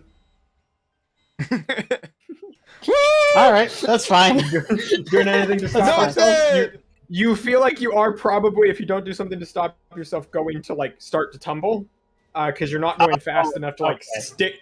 Like you're sticking to the platinum. But the platinum doesn't have anything sticking it, so it might just like fall forward.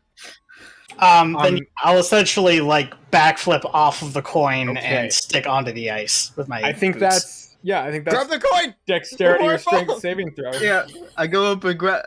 While he's doing that, I go up behind him and grab the coin. Pause, Roxanne. 23. Okay, you go ahead and it's going down, and you jump off it and let it fly out from under you, and then as you hit the ice, you catch yourself and kind of like lean forward, take a couple steps, sticking to the ice, and then finally you're standing stuck. Where'd the coin go? Safe. Okay. And the coin just starts to tumble, clang, clang, clang, clang, clang, smacks into the ground. All right, I'll walk back down to the ground. Okay, you walk down. Pick up the coin, hold it over my head like a surfboard as I walk to rejoin the group. Okay. I could. Everybody takes the next like minute and a half just hiking back to each other. I put all the coins back in the bag as well. That's probably a good thing. We don't want to die. Yeah, I also need. You certainly reduced the amount of time it was going to take to hike down that. Mm-hmm. And it was fun. And increased morale. There was only a little bit of peril. Only a little bit. Nah, there was no chance any of us were going to die. No, we have plot armor. We're golden gods. Platinum gods with plot armor. With that in mind, all of you stand up and see Rack kind of walking towards all of you as well. Otherwise, you rejoin together, and I guess that's where we could take a break. Yeah. Pick up back here in 15 to 30 minutes. That's a long-ass break. I need to stay alive for that. I need some Peeba. Tristan gotta go eat Peeba. I need some Peeba. I mean, just eat on stream like I did, man. Yeah, I did as well. I could come back, but I have to go get it. I need to grab stuff, and otherwise, if it takes less time, we could do less time. I just envisioned it taking about 15 minutes. All good. And take your time. Do what you need to do. I'm going to go get some Peeba. I'll be back once I have the Peeba either way. It's just I don't know how long it's going to take. Like, I can't eat while DMing. So weak. I can barely fucking drink water while DMing. Okay? I almost died trying to drink water 30 minutes ago. That was kind of cute. Is this like a lack of coordination, or I have skill -5. He has a brain tumor. I have 4 Constitution. I have 6 Dexterity. I have 3 Strength. I have 9 Wisdom, 11 Intelligence, and drop that charisma. Intelligence down a couple points. 9 Intelligence. There you go. You like know your stat. All right, no interest like against unvalid. You don't have penalties in everything. I have penalties in everything. Ask me a question. No. How big? I don't know the answer to that. That's my charisma. That's my charisma being negative. Actually, that's more of me just being an asshole. I don't know the that's answer my wisdom to that. being negative. You see, too, I'm no. What happens is whenever you're around your brother, your stats drop by half. Yeah, that. I steal half his stats. No, I mean, I just refused to ask you a question because Tegan was so distraught at being a follower earlier. I am not a follower. Tegan and I literally made characters that Tegan's character got split in half and like a slime and then split, and I got half of his stats. Oh, Jesus. Yeah. We literally made those characters already. Wow. It's wonderful. Okay, I will return. My intelligence. I did. I also stole your javelin, and I killed that Gloomstalker with it. I fucked him up. That Gloomstalker was a pussy. He's a little bitch. He just kept flying away from me. He was a coward. He kept flying away. I was a 15-foot bear. Imagine flying away. I mean, it's a smart way to fight. I debated. Yeah, but he's a Gloomstalker. Shrinking the Gloomstalker. I debated shrinking the Gloomstalker or making the bear bigger. And I was like, if I shrink the Gloomstalker, that's better because it has multi-attack. But if I make the bear bigger, it's funnier. Tegan likes me. So, like, I have to do the thing that like benefits the party more than the thing that actually is more effective. Okay, sure. I will return. All right, I will return. Well, now that he's gone, we can talk smack about him behind his back. Time. Give me a moment. I mean, I feel like you talk smack to him to his face. I make fun of him dearly constantly, which includes behind his back and in front of his back. Just from all angles, huh? And yeah, including in his back.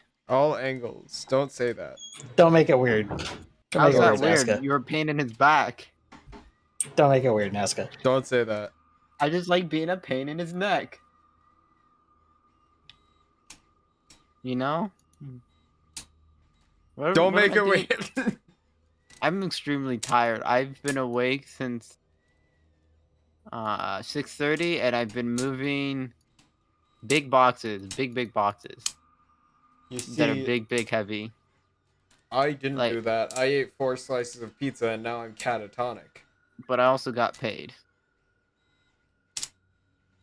I have to continue to make revisions to a $500,000 contract because the person keeps changing the event at the last second. Why can't they just like fucking decide? Why can't they just make decisions? Well, the problem is with large events, it's like pieces are always moving. Like attendance numbers can always change, dining numbers can always change, and it's hard to lock all that in. As much as I would love for it to be locked in, like a month in advance, a lot of this you end up doing until like a week before the event actually takes place. Yeah, it's very hard to get exact people numbers. Yeah, because people are unreliable. Especially when you're talking like 1,000+ people events. Yeah. It can get very hard. And especially if it involves housing, like if you're paying for housing for a bunch of people to be at an event, like you're going to want as close to actual numbers as possible. Why are people going to Alaska? What's up there besides you? I mean, maybe that's all it is. CzarBeefCake is you have $500,000 worth of people. Yeah, maybe we do 7 figures in business over the summer just because it's me. Everyone wants to come meet CzarBeefCake. Yeah. I would do it. I'd pay $500,000 to meet CzarBeefCake. I would pay $1 million. I would give 20 subs. You already did 20 subs. I can't fucking believe you did that. Like, I can. That was footage of me eating Wendy's on stream, like a savage. I'll do it again. The footage right there. That's a mukbang. Didn't your card video. recently get declined? No. I paid bring the off. pizza. I paid Welcome off back. like the minimum, so then I got like happy. He was like, "Yeah, you gave us money," and it's like people. Oh yeah, okay, yeah. The payment went through. It's all. Why It's did really people happy? Right now. happy? Yeah, it's really happy right now. White people happy, but I've never pogged this way before. Oh my gosh, the beeps. No, but I feel like most people visit Alaska just for the novelty of saying you've been to Alaska. Like it's Oh, I thought it was. it's criticized as this like last frontier where there's all this like wildlife and everything, and they're not wrong. Like we've got moose wandering through campus on the regular, but it's not really It's that just glamorous. Idaho. That's not that big of a deal. That is true. We did have a moose next to our house the other We had day. a moose in our front yard. Yeah, like that. Like I think there's actually footage on the Discovery Channel YouTube channel of 2 moose fighting in an Anchorage suburb. There was also some coyotes as well the other month. Isn't like in Alaska, don't people like go in for like to see that one glacier? I don't even remember. I just seen it. What one It's glacier? There's melted by like this 7. time. The There's a Alaska ridiculous amount of glaciers glacier. up here, honestly. Yeah, The iconic Alaska glacier. yeah. The Alaska In the glacier. southeast, I know in southeast Alaska, there's the Mendenhall Glacier. That's iconic. Glacier National Park. Yeah, they like to go to Glacier National Park in Alaska. The iconic Glacier National Park in Alaska. in Glacier, Alaska. I can't believe You're from everyone likes Alaska. to You go to don't know about Yellowstone in Glacier Alaska. Park? I can't believe everyone likes to go to Yellowstone in Alaska. That or just go see the Aurora Borealis too. Alaska's Wait, iconic Yellowstone National Park. Czar, how is Aurora Borealis? Aurora Borealis. It's much clearer up north, but it's actually really pretty on the nights you catch it. Happening But you're entirely prettier. within your kitchen. Oh, I thought Bob left. I thought Czar left after I called him. Said that that he was prettier than the Aurora Borealis. Oh, I didn't even hear that you said that. What the fuck? I just said localized You entirely said- in your kitchen. I said, but you're prettier. But Tegan was talking over me. I do that. You Yeah, gotta just be please- funnier. It was. I feel like you should just do away with the webcam, like after the eating portion. Just get rid of it entirely. No, how are we supposed to see the Aurora Borealis and your face? There's no Aurora Borealis here. Aurora I Borealis. thought it was My completely wife. isolated in your My wife. kitchen, The kitchen's downstairs. and you're upstairs. Bring That us means to you're the above the kitchen. Aurora Borealis. And do you No, know we're not going to invade your above the space for no Aurora reason. Borealis? That was a joke. We're not actually invading Czar's space right now. I am, and that's not a joke. Tell you what, I might be able to get you guys some copter rooms at the university. Fuck yeah. Woo. I'm coming to hang out. I'm coming to chill out. I'm coming to eat beans. You got a good burger place over there? Oh, I mean, of course, Oh, Wendy's. fuck yes. Wendy's nuts hit your face. Wendy's nuts are on your chin, pretty There's actually a baby. place called Tommy's Burger Stop. Ooh. It's amazing. Oh yeah, I've been Hell yeah. Crime? Tommy's Burger Crime Stop. Tommy, Yeah, like iconic Tommy in Tommy's it, Burger like Crime from the Stop. Dream SMT. The little strip bitch. The little strip bitch. Tristan's How are finally the fishes discovering doing? my memes that I posted like hours ago. I've been running the game. Little shrimp Oh, fish. didn't you say you got more fishes? We did get more fishes. Oh, is it More that fishes? red one?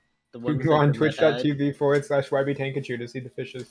We need a. No, we did not get the one. If I personally build you a system to like have it react with like to falls and stuff, would you install it? We already can do that. OBS No- has it. No. Like put like a treasure chest in there that like releases bubbles whenever someone follows, No, and then like a billboard. It's gonna fuck with No. the fish. I'm not doing. I'm not doing. It's my tank, so I get to choose what goes in it, and there's no treasure chest going Tristan, in my can I fucking have tank. a blindingly flashing light play every time someone calls? if you get a raid, can I drop a fucking flashbang in there every time someone falls?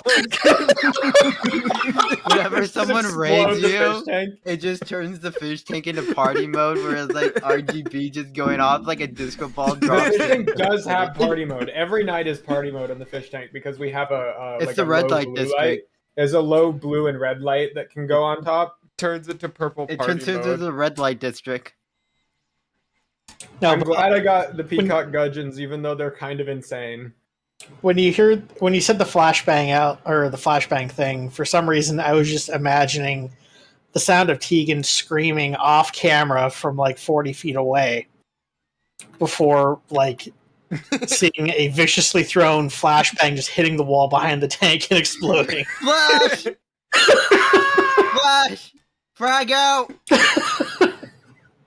Like, not even saying frag out, just Tegan frantically screaming off camera as this happens. Pop. It won't. It won't screen. Pick up my screams. I can hear a muffled scream, and all of a sudden a loud bang. Yep, exactly like that. If we go up to Alaska, can we shoot a cannon at the mountain like they do to cause avalanches? No. Gosh, what if we ask really nicely? Yeah, what if we ask nicely? Unless you guys have a significant amount of money, and I'm talking like probably 6 years. The various amount of exposure. No, I don't think anybody here will fall for that. I already have a cannon. And yeah, what if I build a cannon? The fuck did you get that through TSA? And 2, it's no. made out of plastic. I just asked him really nicely if I could bring it on the plane with me. Yeah, all you have to do is ask nicely. Yeah, what if we just ask? But see, this is what happens. This is what happens. We have a bard with you. They're able to roll really just well. Natural 20 charisma. Yeah, that's kind of broken, honestly. Just roll a fucking 38 on anything and you win. Tegan has a tendency to only get 38 for multiple sessions in a row. I did like it when I was plus trying on to every check. Look, okay, if I made less than 30 on any check in that game, I was gonna die. So the dice gods were just like, today you shall live. The dice gods just wanted me to live. It's not my fault. I was taking a lot of risks, and they all paid off. And now I control half a city. Actually, I control another city. Hey, Czar, are you able to see Russia from Alaska? I already asked that. You'd know these answers if you weren't gone for the first half hour. Nazca, roll initiative. Bob, you too. No, Nazca. You cannot see Russia from Alaska. What if you go on the edge where really they make what if you really ask really nice? What if you roll a nice perception? All right, now Roxanne, roll initiative. All right. 7. 9. No, I'm not actually going to murder you, Nazca. Yet. Aww. It could have been a good stream. It would have been a good stream. I mean, as it is, I've already got a way to keep Roxanne locked down in perpetuity. Just unsettling words and Tasha's hideous laughter does a lot of work. Set a bunch of heavy weights on her. Just put the 440 pounds of platinum on all of the put it in my bag of holding. Wait, can I just put Bob into my bag of holding? He will run out of oxygen. Not on purpose. I will die. Yes. Like, not without Bob's consent. I'm sure you can do it without Bob's consent. I've done it without Bob's consent. Just not without him dying in like 10 minutes. Wait, Bob, what's the Constitution score? 15. 15 minutes.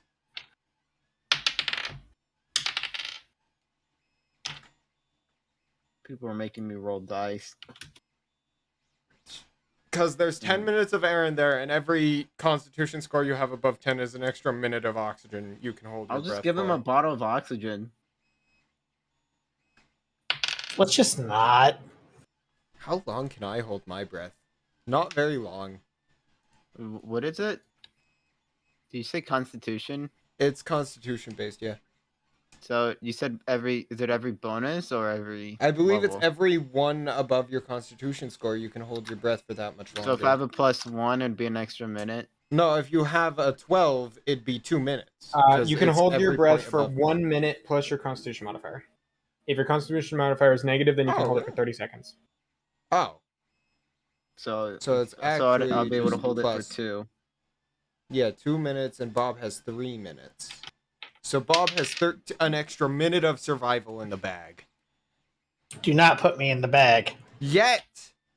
Yeah, we'll do it if we need to. Don't lose hope, Bob. We can put you in the bag eventually. Tristan's gonna put us into a situation where it's an extremely racist town towards goblins, and we're gonna have to smuggle you in, and the only way we can smuggle you in is through the bag holding. That's what I'd do. Use my disguise kit.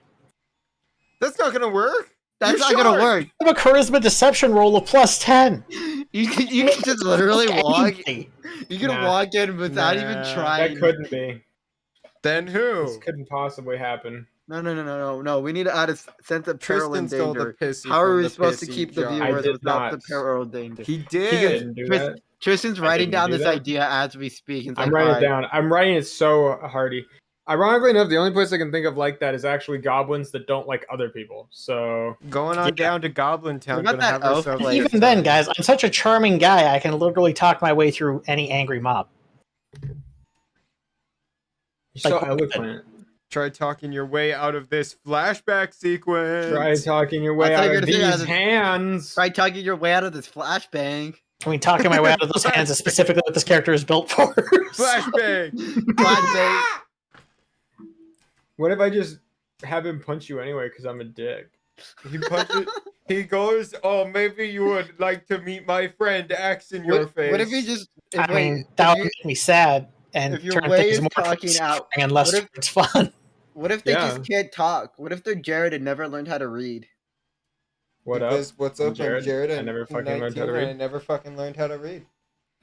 That's crazy. And that's Party Frog, is what it is. I have to fucking put a glass bed on my 3D printer after this. Gosh, I wish I was that glass bed. You want to go every time Nazca says something like, "Why do you want to go on the?" That's I'm just quoting Romeo and Juliet from when like Romeo was looking at Juliet and he was like, "Gosh, I wish I was a speck of germ dust on her hand right now." That's where I'm getting that from. Yeah, sure, that's where. Not the God, I wish that were me. No. I'm literally getting it from Romeo and Juliet. Sure. Yeah, it's from my. I don't know how to feel about any of this. It's from my trauma from high school. Yeah, I believe freshman you. year, we had to read Romeo and Juliet. Yeah, sure. Yeah. If only I was a speck of germs on her hand, I could feel the sweet caress of her face. Fucking weirdo. They didn't know about germs back then. I don't remember. The word germ meant like dirt. They didn't know about dirt back then. They didn't have dirt back then? Yeah. Don't you know? Grass only came around after dinosaurs. When was dirt invented? Yeah, when was dirt invented? In 1998. That's a good question. I don't like any of this conversation. Nope. Don't like it. Come on. Just give in to the misinformation. Nope. Don't like it. Air was invented in 1938 by John Air. Every single thing made on the earth was invented by John. And breathing was invented in 1939 by John Breathing. I was about to ask how many gifts and subs it would take you, Tristan, to stab Tegan. Now, not many. You would do that for free. Not many. You'll do it for free? Excellent. Okay. I did give him a knife. Yeah, in our streamer house. Yeah, in our streamer house.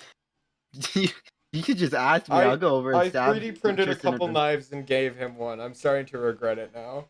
I could get you at any moment. You better watch out. As long as you don't give it to your sister, you're good. I did give a knife. That's why he printed them. No, I printed them originally for me, but I asked if Emily wanted one. You're doomed. You're done for. You're all dead. I just wanted to see a switchblade in action, and so I want to get a switchblade. That's one thing I wanted to get. Like, well, I 3D printed a butterfly knife, not a switchblade. Oh, so I meant butterfly knife. Yeah. So I meant butterfly knife. Yeah. You can 3D print one. Just get an under 3. They're only $190. No, I wanted to. like a real one that's like can stab someone. You know. I mean, I can stab someone with this one, and it will hurt. Times? It's sharp. Probably at least once. Yeah, I want one that can stab more than one. At least once. All right. I'm a guy who likes to make sure things happen. So I'm not just gonna stab him once. I'm gonna stab him a few times to really make sure. You gotta ensure your work. Yeah, but I'm a guy who makes shorts on YouTube. We are not the same. I make shorts on YouTube as well. Not a lot often. Of them. They got thousands of views. No, mine have hundreds. You got a view bot. Yeah, I view botted. I'm officially calling Nazca out. Yeah. He uses view bots. Nazca uses view bots. Crazy frog. Yeah. Jesus. Yeah. Can't believe it, Nazca. Why would you do this?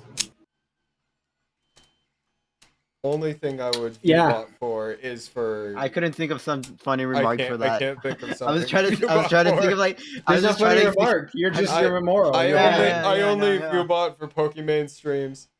Yeah, I only view bot Pokemon. Maybe one day she'll notice my 500 Notice Me Senpai bots. One day she will notice my 70 alternative accounts. One day she'll notice my $500 donation. That makes sense. One day she'll notice my $5,000 donation. One day she'll realize how much I love her that I max out my credit card just for her. With that in mind, you want to play D&D? Yeah, I'd love to continue and get off of this crazy train. Going on the crazy train! Okay. I'm going off the rails on this crazy train. Well, all of you went ahead and sledded your way down the last little bit of your trek for the day. As you skid and meander and finally reunite with each other at the bottom of this large hill face. Gosh, I wish I was you. That's what the internet would name a hill if they got to name a hill. Hilly McHill face. Hilly McHill. The inventor of hills, John Hill. Yeah. Yes. In 1945. Everything was invented in the 30s to 1940s. It's crazy. It was. So it was a crazy time area. It was like the Renaissance. So, with that in mind, you look out around all of you, and pretty quickly all of you start to notice that you've definitely, having gotten across that mountain way, arrived in a bit of a different locality, a different environment. The air around you feels a little bit colder now that you really get set into it. The space around you almost feels darker, to the point where patches of area seem like, even though the sun is in the sky, it's dim light in spite of itself almost. And all around you, it just feels a little bit more ominous and overbearing. Nazca, play the ominous music again. Better ominous. Play the ominous music again, but this time play it louder. Don't actually do that. I mean, I have the music bot locked at a certain volume, so. Yeah. Second shuffling. You all look around and feel the cold air against you again. All of you kind of reshuffle in and pull back tighter all of your clothing from it loosening from that experience of shooting down the hill in the first place. You meet back up with Rack, and finally he says, well, that was dangerous. Oh, you'd have been fine. Yeah. But wasn't it fun? Glad all of you are. We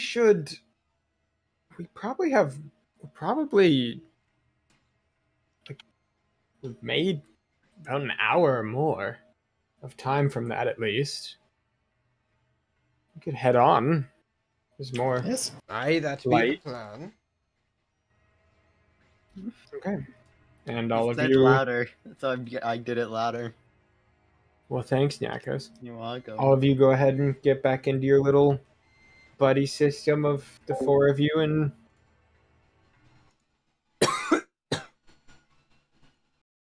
do you have your battle buddy? Four of you. Do you have your battle buddy? No. He's gone. He's It's on Rogue. Get a battle buddy. Rogue is my battle buddy. I am the best battle buddy. My wife. Nobody gets 42. 42 is alone. All of you continue your trek. That assassin from that one game.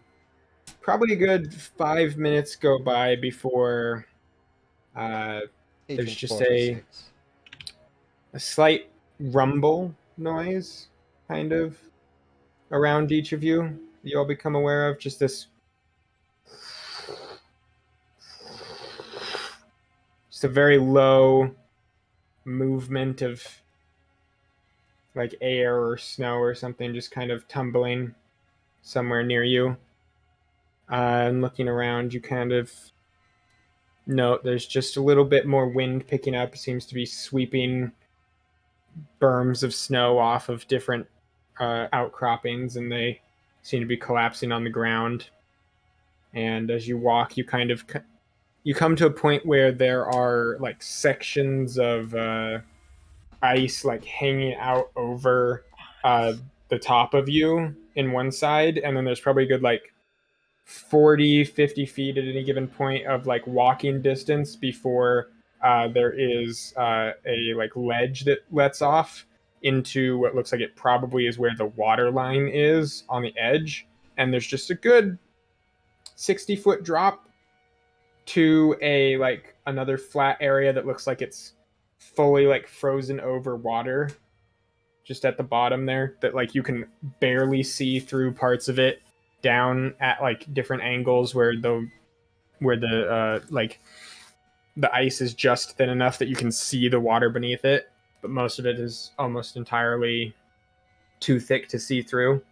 And you are just walking along this little small canyony side area. Again, to the right of you, just this full like flat face of just like columns of ice and stone, with just some parts outcropping over top of you. These long, icy, ice crystals almost like formed on the ceiling that are like, it's not like icicles where it would like the ice would melt and then reform. It feels like it never gets warm enough here for the ice to melt. So it's more like hoarfrost, which is when it's so cold that the like water in the air freezes directly to the ice. So there's just these like layers of like ice crystals on the ceiling around you. And then Alien drops down because that noise. There's just these like layers of ice crystals on the ceiling above you. And they seem to, whenever the light kind of comes through, they kind of twinkle. And all of you are walking through this. And that noise in the back of your head feels like it is slowly... It's getting louder, but in this weird, like, almost like nagging sensation, like you are... Like a nagger? You're losing the ability to ignore it. Like, initially you had, like, it had been kind of weird to start hearing it, but you had, like, gotten used to it. Now it's much more, like, it's slightly too loud at points. It's slightly off-sounding. There are moments when you swear it went away for a second, and then it picks up double, like, speed and sound from before.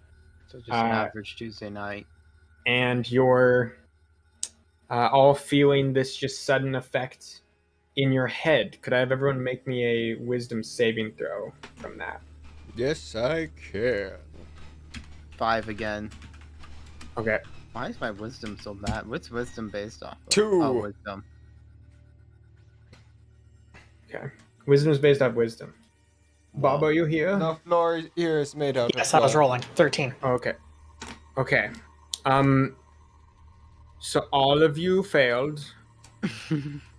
Even me, huh? Damn. Yeah. Just because we're not smart. Can you roll for Bear as well? His wisdom isn't super high, I don't think. No, I can't roll for Bear. No, Bear doesn't get this. Bear doesn't deserve it. Don't do it to him. Bear gets a 10. Okay, everybody's gonna take 4 psychic damage. Oh, that's not a lot. Please. Even As with the Rogue voices. Nat 1. Yeah. Each of you are walking, and these voices now, just like this low drone, feels like they're almost beginning to like overlap. Just these noises of, So I'm hearing double voices. we're almost there. Where are we? Are we there yet? It's so cold. Just repeating and building on top of themselves. Rogue, as this is happening and all of you are walking. The ominous of the music. I am not going to. This would probably, if I was doing a different one, I might have everyone else like step out or something for like a secret thing. But I'm not really worried about it. What I'll say is I'm going to talk to Rogue, Roxanne, and Bob. You are unaware that this happens. I'll just say it that way. Okay. All right. So Rogue, you are kind of walking along the side. Roxanne and Bob kind of, at some points when you're walking, they'll be in front or behind you. You're walking along with them like normal, and you're hearing this noise, these voices kind of building in your head, and at moments they're distracting. And you're like looking down, you kind of like will touch your temple for a second or close your eyes and shake your head out to make the voices kind of dampen a bit so that you can continue walking. And you find yourself at some point, you close your eyes and you put your hands over your face and kind of rub your eyes a little bit. You feel a bit of like crumbly, like ice stuck to the bottom of your eyes. And you move your eyes up and look around, and no one is around you. Aye. You hear just I echo off into the distance. Bob? Roxanne? Roxanne? 42? 42? Are we hearing him say anything, or? I'll get to what you guys hear when Rogue's done. Okay. Where would I be? Everything you say just seems to slightly echo, maybe a little too long even, off into the distance. Looking around directly to your left, still that cliff face that just goes off like 60 feet down-ish to just snow and like slush that looks like it is frozen over water. And to your right, just this dark blue like ice and stone, and hanging over your head, just those sheets upon sheets of icy crystals. You kind of swivel around for a second. You don't see anybody. You can't hear any responses. Hello? You shout out. This long, obviously, echoing. I'm gonna start. It cut off, but yeah. Keeping running. Starting to pick up the pace to try and catch up with people. You look around, look out. There are sets of tracks in front of you as you begin to run to catch up. And you are running forward, looking for places. You start to hear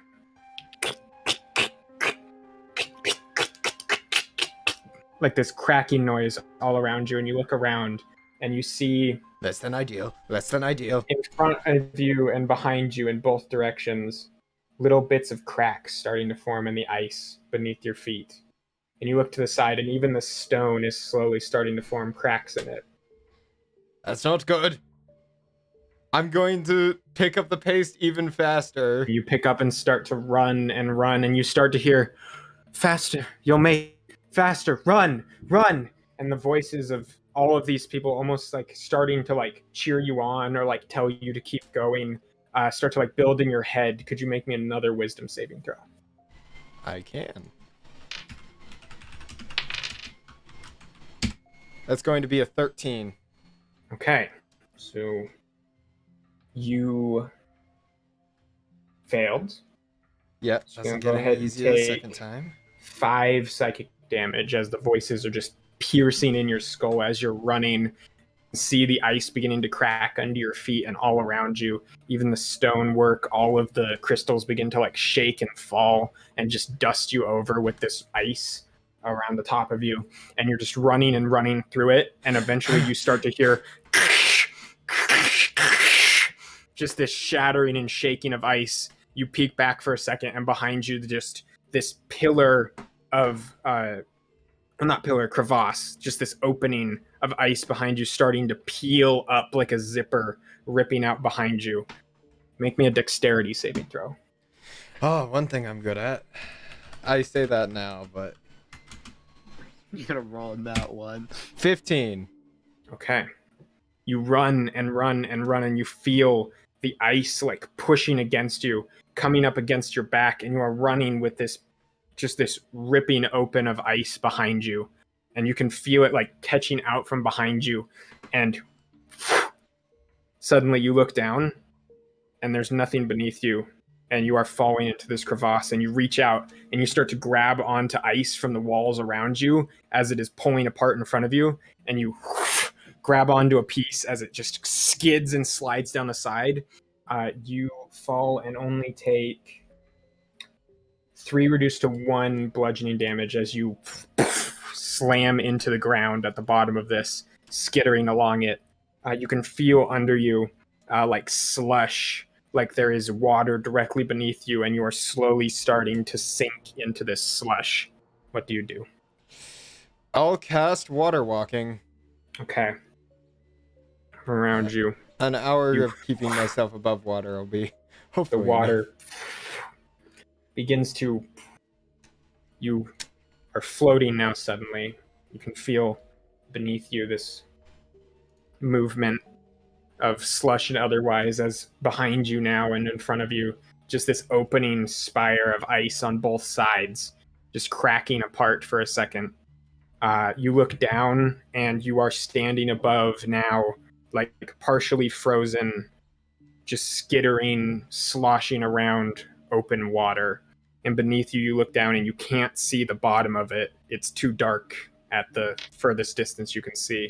And above you, you look up and water begins to careen down both sides of the like canyon face that is now carved out around you. And just slide into the valley and begin to just buffet over and onto you. And you're lifting with it, but still this freezing water is landing on you. Could you make me a Constitution saving throw? Could I shape water to make myself a sort of ice dome to stop the water from landing on me? It does say I would say can you could at freeze least the water. try to. I would say you could definitely give yourself advantage on the saving throw as this stuff Sounds is by good to me. pushing it away from you, at least in part. All right, that was a con saving throw? Mm-hmm. It's going to be a 21. Natural Okay, succeed. Okay, so you're going to only take 6 reduced to 3 cold damage. And you look around as this ice and water is beginning to pile on top of you, and you're looking up at the sky. And the sky that before was like partially covered by the like outstretches of ice above you is now slowly like roiling over into night at this strange supernatural speed. And you see it just goes fully dark around you in a matter of seconds as this column of water, but these waterfalls are falling on either side of you, and you're slowly lifting up into the air. And you can see in every direction of you, it is just water beneath you, floats of ice in the distance, and then sky above you. And then still, just all around you, these voices just whispering to you, noises from every direction. You look out and you feel for a moment like you are completely lost and alone, and you have absolutely no idea where your friends could be. Could you make me another wisdom saving throw? One of these have to be 12. Okay. You're going to take 4 psychic damage as all of the stress of the moment, all of the voices in your head and everything around you is tearing into your brain for a moment, and you feel completely confused and alone. Looking out in every direction, can't tell where you are anymore. What do you do? Going to have to keep moving forward. If I can follow the stars, I can make my way back. I can navigate. Okay. I have my navigator's tools. I can make it somewhere where I can be picked up eventually. You look out, and I think we're going to go back to Bob and Roxanne. Sounds good. As you begin to think maybe you can find your way out of this. Bob and Roxanne, you two are walking, and you're feeling this like piercing in your head of these noises starting to talk over each other. You can feel just the bitter, biting cold all around you. And you're walking and walking, and kind of at moments you're like, again, glancing down, trying to like clear your head and keep going. And both of you kind of look up and look around for a second to make sure you're still at peace, safe, and otherwise. And you kind of look around, and you see probably fallen back a good like 10, 15 feet behind you now, while you were walking. Rogue is just standing there now, staring forward. I go up and poke him. Okay. You can see like you two are walking. Rack kind of like stops for a second and notices you turn around first, and there says, "What's happening?" Gonna poke him in the face. Looks like Rogue is zoning out a little bit, Bob will say, wandering back over to him.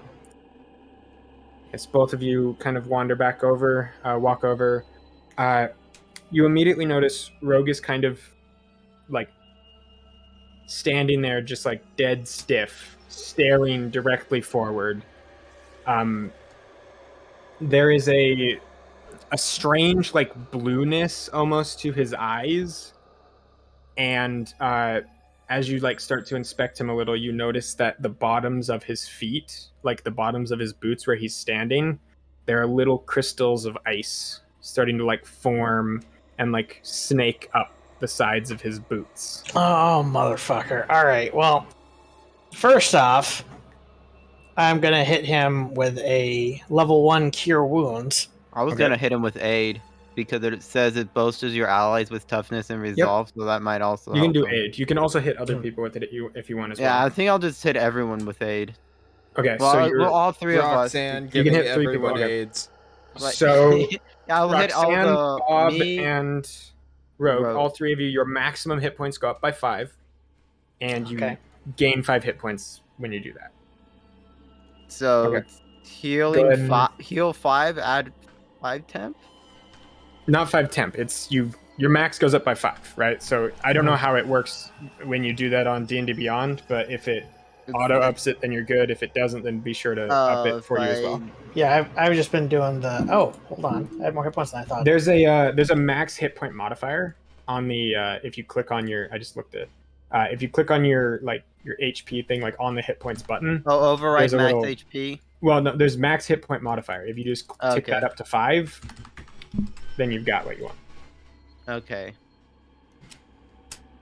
Then And what does that Cure Wounds do? Yeah, and then you go ahead and rub your hands together, whisper some words, and push it. All right. So then there's the Cure Wounds. Yeah, I mean, I think the toughness and resolve part of it is also what caught my eye. So that's going to be 12 hit points to you, Rogue. Fuck yeah. And then I'm going to attempt to wake him up from his nap and also give him Bardic Inspiration for his next Wisdom saving throw by playing my bagpipes very loudly right next to him. Okay, you go up next to him and I don't know how to make a loud bagpipe noise. We just need to find like an aggressive bagpiping track that we can play on the legal music bot. This belting of bagpipes begins to I thought it was rake through the area, and you hear just this like echo off into the distance across the water away from you, and then little ice flecks begin to just fall from the ceiling one after the other slowly as you're belting out this song. With that in mind, Roxanne, do you do anything to bolster Rogue? Well, I mean, the aid was up. Okay. With that. With that in mind, we'll go back to Rogue. And then I keep poking him in the face, like, you there? You there, Rogue? You Yeah, there? I'm here. I'm frozen though.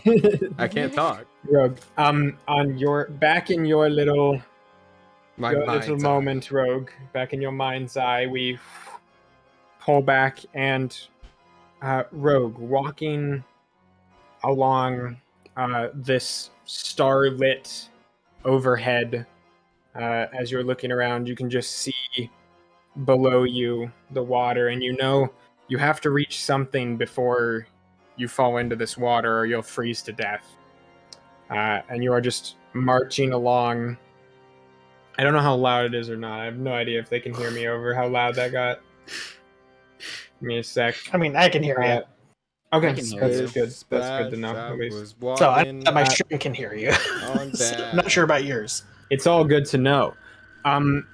You march along through the night, and you find as you're marching, the cold sinks into you, that psychic energy around you, all those voices piercing into you, and you are just trying to just hang on and keep walking. Could you make me another Constitution saving throw? Go ahead, and if you want to add the Bardic Inspiration, you've got a D8 as well. I think I'll save that for the next Wisdom. Okay. D20. Do you happen not to be smart? When it comes to Constitution, I'm not that good. Nah, 21. Okay. That's you press two Constitution crits in a row. You press on through everything. Hacking. You're going to take 4 reduced to 2 psychic damage and 1 reduced to 1 cold damage. So 3 damage in total. How do you get lower than 1? And you march on through the cold around you, feeling yourself. As you are marching, you can feel like there's this energy around you. Like there's almost, as you think about it, like 4 long pulling directions away from you in different directions. And you are like looking around, trying to figure out what's going on for a second, and you notice in the distance of you, you can almost sense like these 4 separate feelings, entities, you're not certain, kind of like trying to pull you in different directions. Directly in front of you, you feel like this matronly, motherly presence almost, and this sense of like adventure in front of you. Directly behind you, you feel this sense of power and this sense of like strength and taking things that belong to you back. Kind of a vengeance almost behind you.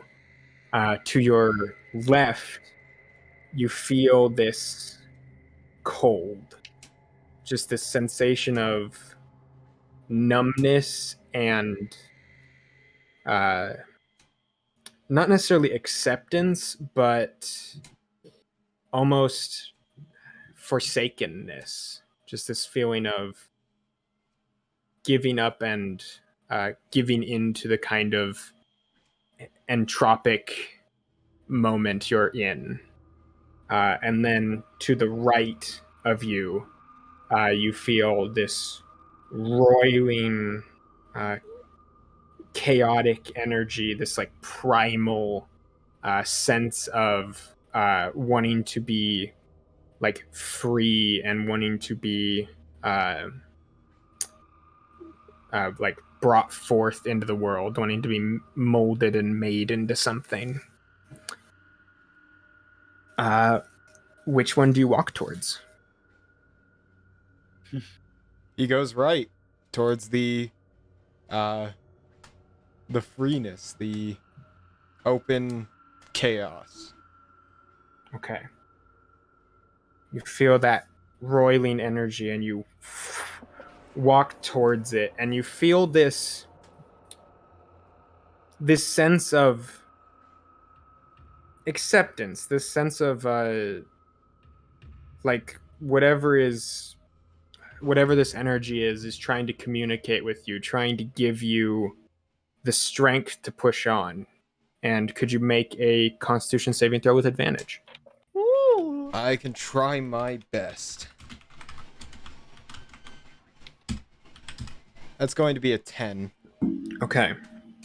You press as best you can forward through the water and otherwise. It feels like hours go by, and you know at some point your spell is going to dissipate, and you are walking, and you, as you're walking, you're going to take 3 psychic damage and 4 cold damage. And you wander, pushing yourself towards this, whatever this feeling of chaotic energy is. And you push on and on and on, and suddenly your spell dissipates, and you find yourself plunging into the freezing cold water. And you quickly, you shake your head and race around. It is fully dark, and you can barely see around you. And you feel like the darkness above you is almost like all the stars are going out, one after the other. And beneath you, it's like the waves in the water, all that shimmering silver you could see from above starts to go away. And then from this direction to your right, you feel almost like a presence directly to your right moving through the water. And you look over, and just with that last blink of light at all, you see a fin sticking out of the water swim past your right. What do you do? I am going to...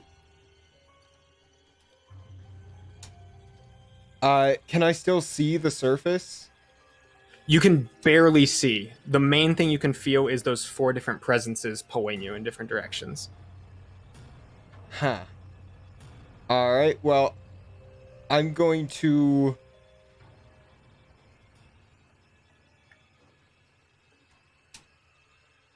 You're going to...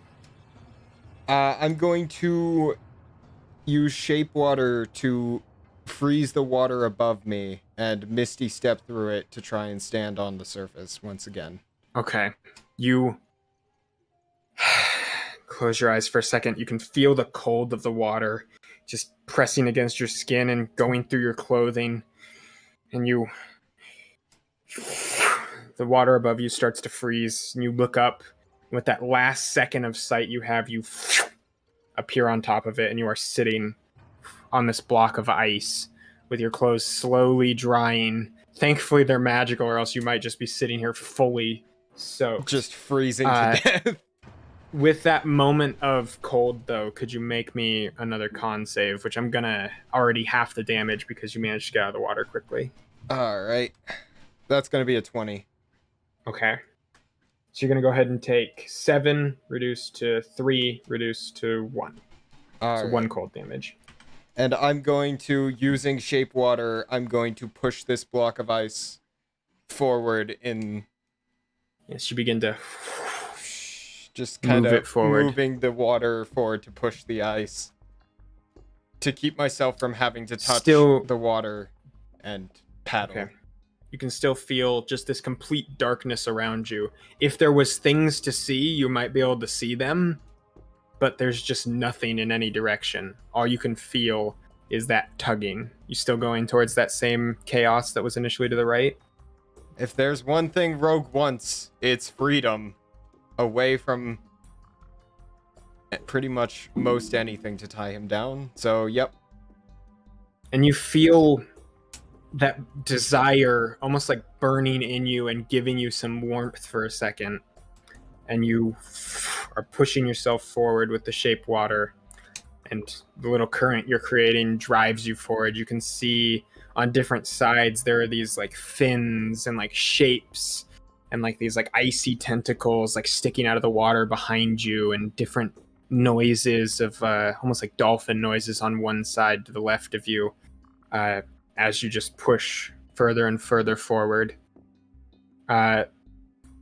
You find yourself pushing for a bit, and then a moment goes by where you're looking around and you feel you have almost like passed out of that psychic energy around you, and you just exit into almost open water. And looking all around you for a second, you are fully in the open water, and then you stand and you can feel only two of the presences now.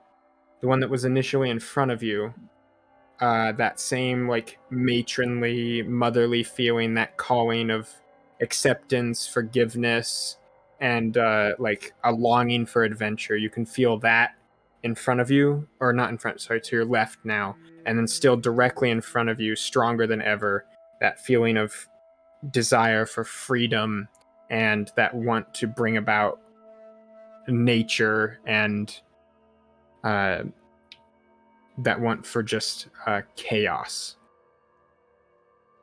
At this point, Rogue's going to turn towards the motherly matron feeling and start going towards there just without even thinking about it. Okay. You find for a moment you begin to kind of wander in your own feeling, maybe even subconsciously just moving to the side. And it's almost for a second like the ice, the water around you freezes over. And we are going to go back to Bob and Roxanne. I assume they're just like, all right, I got his arms, you got his legs. How are you looking on hit points right now, Rogue? I am currently looking bloodied. Okay. Good to Even know. though I healed you for 12 earlier? I've got 19 out of 39. That's okay. Bloody. So how long has passed since like that's good to know. So back in the Bob Roxanne world, a couple of seconds. The way go you by, say that makes me think like there's no real world. Please say that there's a real world. Back in Bob and Roxanne world, back in the world that's back in the world where there's Bob and Roxanne interacting with each other, you two can feel. You see like the ice seems to like break off a bit as you heal Rogue, and then you watch for a couple seconds as like like the round goes by and you begin to play. The ice then begins to harden back over and begins to grow up Rogue's legs. What are you two doing now? So you're playing your song, Bob. You can switch off what you're doing or continue it and maybe give another thing, or yeah. He still got the one inspiration. He hasn't used it yet. Yes, true. So I'm gonna hit him with a level 2 cure wounds. Okay. And I'm gonna hug him and use my magic stone as well. Okay. Wait, you're gonna use the magic grenade? No, okay, not magic. Okay, no, wrong one. Wrong one. Good point. I meant healing stone. Okay. I kill him. I'm gonna hit Bob. I'm gonna hit Rogue. Wake the fuck up, Samurai. While Roxanne attempts to murder Rogue, I heal him for 16. Oh, thank you. I drop a flashbang. Wakey! What's the healing on your stone, Roxanne? No, I'm debating if I want to cast it at level 2. Because won't that increase? Remember, so your ritual gives you the level 1. Mm-hmm. I know, it increases the amount. Okay, it increases the amount of rocks I can make. That's not an increased healing. It's 2d6 plus 3. So I'm gonna roll that. 12. Okay. So go ahead and gain back 28 hit points. Yep. Yeah, and he also has the extra 5. Yep. So max is up by 5. You guys see again the ice begins to form back around and begin to part ways. But no, I would like to hug Rogue. Okay. While because I can use the healing stone while hugging, and hug him and say. You can see this feeling like Rogue. he is. you see almost like his eyes dart to the right, dart forward, dart to the right, are like looking around almost. You can see this like full like blueness beginning to fill them, almost like they're filling up with water. And he is just staring into the middle distance now. With that in mind, I think we can go back to Rogue. I was gonna say I would like to hug him and tell him it'll be all right, Rogue. Just come back to us. Don't leave us. Like you can see like Bear slinks off as well and like goes and starts to try to like rip at the just like start a fire. The ice forming on, and it's like motherly as endearing as I can. Like it'll be okay, Rogue. Just come back to us. Don't go. Don't fall into the water. The temptations. Rogue, I swear to Christ, if you leave me alone with her. And Christ has been made canon in this world. With that in mind, you're Rogue, saying that like he already wasn't. Rogue, you feel strange for a second, like you're looking around and suddenly all of the water around you like freezes over almost, and then out of that frozen ice, these like sculptures of ice begin to form into things you almost like vaguely remember, almost like things that maybe happened to you. You're not even certain, but you see just this sudden like terraced side of what you remember to be Firekite Island, just this long terraced side of buildings built out of stone, but in this case ice, just form out of the ground, and you feel yourself like walking through this space almost towards that motherly presence. And then you see in front of you for just a split second in your head, it's almost like it's real. And you look out, and there is a woman, probably like a maybe half orc. You can't exactly tell. Woman. She's got some orc, some human, maybe something else. She's several different races combined, but she's walking. She's got a little a kid on her like shoulders, holding onto the back of her like this big bun tied on the back of her hair that he's kind of like partially tugging on, and she seems to be slightly like trying to get him to stop that and just hold on like normal. And then with her left hand, she's holding on to another maybe like young, just under 10 girl as well, holding onto her hand, and she's walking. You can see in her right hand, she's kind of got like a purse or something, and as she's kind of like trying to reach up with her hand to like calm the child on her head, she kind of like a set of 3 gold coins like plop out of the purse she's walking with and tink tink tink tumble onto the ground. What do you do as you see that? Well, obviously I go to pick them up and give them back. Am I close to them? Yeah, you're like 10 feet behind them, walking. You're kind of partially, you feel like you were almost like trying to hide for a second, trying to be unseen, and then you see this display. What do you do? I just go up and pick up the coins and offer them out to them. You feel yourself walk up just and you grab the coins. Kind of slack-jawed expression on my face. You kind of gesture to them, and they kind of look around with surprise and almost like, oh, they like go to accept them, and then this sweep of white, snowy energy just the scene dissipates for a second, and you feel you are much closer to that motherly presence than you were before suddenly. And then there's this reblooming and movement of energy. Could you make me another wisdom saving throw with advantage? All right, I can try. And this one I am going to use Bob's D8 on. I don't even need to. That's a natural 2021. Okay. You feel yourself moving towards this matronly presence, and you feel like whatever that decision you just made was the one that she approved of. And you are like swept in that direction suddenly, and then you're looking around for a second, But you feel like moving away from that other presence you were initially moving towards. You feel that presence is almost like angry with you, and you feel almost like your consciousness is coming back to you. Could you make me one final Constitution saving throw as it tries to like wrench you back towards it?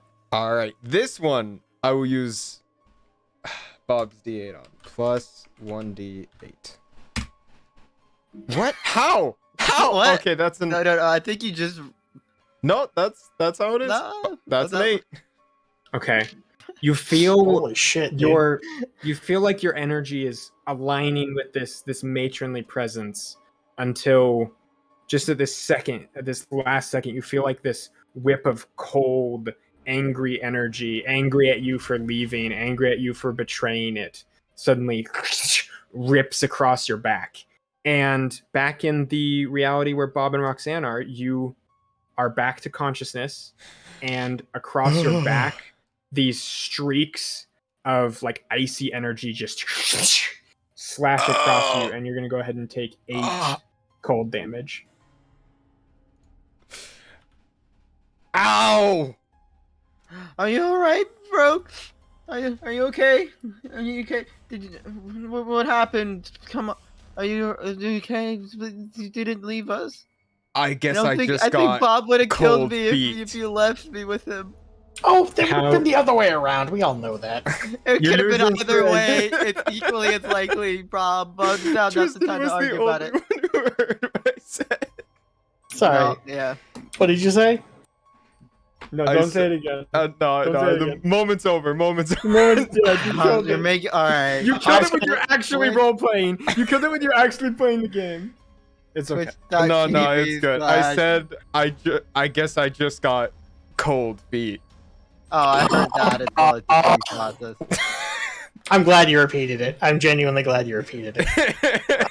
Bob is going to chuckle and hit you with another Cure Wounds. I just got the worst case of brain freeze. But you're all right. What happened? What happened in there, Rogue? Come on. You A like whole zoned out? lot of stuff. My brain. Wait. I'm still hugging you, by the way. Just like you. Yeah, like you ended up just freezing in place, man, and then started literally freezing. Like ice was climbing up your extremities and everything. But I'm still holding on to Rogue, by the way. I'm still hugging him. I thought that should probably be an important note. Okay, so now that I'm thinking about it, I don't think it was as feasible for Firekite Island to freeze over and for me to slowly make my way back on a ice block through the ocean. I don't think that was as feasible as I was thinking at the time. Probably. Is that what you did? Is that what happened? I can't tell anymore. It's, you know how you have a dream and then the moment you think about it, it all kind of goes blurry and you can't remember most of the parts. Yeah, that's kind of. It's a weird dream, though. I think the mindfuckery of this place is getting to you, Rogue. I believe so too. I will say, it was like 30 seconds that Rogue was out, right? So like. Well, yeah, but dreams can also take much longer than they actually appear to. So yes, I'm just letting you two know. Like, okay, I'd like to use another healing stone as well. Wait, how much health is he at now? 39 out of 39. Oh, okay, never mind. Y'all kept me healed up. Like, god damn. Yeah, no, I'm like. Well, I do not want to be here for much longer. Can we please get a move on? Just a second longer, Rogue. Here, why don't you hug him while we walk? It is very cold. Fair enough. All right, good. That's been long enough. All right. All right. All of you start to. Adventure awaits. Adventure is out there.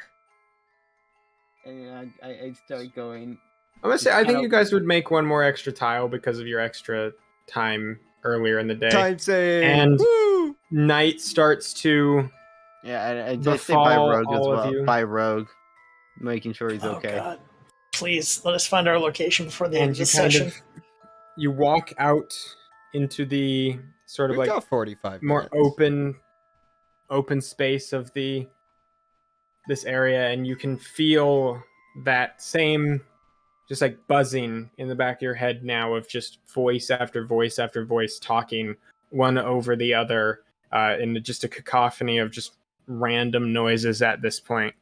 And all of you are just walking into this feeling of just full confusion and just looking into just like full like migraine inducing like just every direction is just ice, and everywhere where you can see it's just too bright, and everywhere you can't see it's too dark, and the like the sky feels like it's sunny, but for some reason it is not warming you, and it is just cold and miserable. And you march on further and further, and as you march, finally you are walking along this way and looking out around you. Again, like to your side, you can see off a little bit further away now because the space you're walking through kind of opened up. There's still the like cliff that leads off into the water, and then to your other side there is this just sloping up that goes into the hills that you look like you're going to skirt around, and hopefully you hope come to your destination, because otherwise, based on what you saw from the map, you have to be getting close to just walking into the water at this point. And all of you march on, and eventually you see you are not necessarily skirting up around the mountains. You are walking up another short pass that seems to go right up in between several different big jutting pieces of ice, and you are walking like through these narrower and narrower sections of ice. As you do so, there's this weird sensation like the light coming from one direction will kind of like refract off the ice and bounce in another direction, and you'll kind of like look up and you'll see like off in the distance almost like a sheer piece of ice is like reflecting your reflection from where you are, and then that is being reflected off another piece of ice in another direction, and you're kind of getting like an infinity of you from several different directions just kind of stretching off. And as you kind of enter this area, there's this just almost this focusing of the psychic energy that's already like building up around you, and each of you is just like walking, and you take a step forward, and as you take a step you feel just this like doubling of the that like shrieking in your head. Could each of you make me another wisdom saving throw? Got it. God damn it. If I knew there was going to be so much of this involved, I'd have just said, 18. You know what? Fuck it. Let's not take this mission. Oh, God damn it. 4. 14. Okay. I guess I'm going to ask Bear, actually. One thing I was intending to ask Bear before Rogue went into his trance was, does Rogue just want me to keep him dematerialized until we're out of this area? You can do that. Like, it doesn't cost you more to recast it because you can just like pocket dimension him essentially. Yeah. I know that Bear was locked in the book for a long time, and so like I don't want to like give him separation anxiety.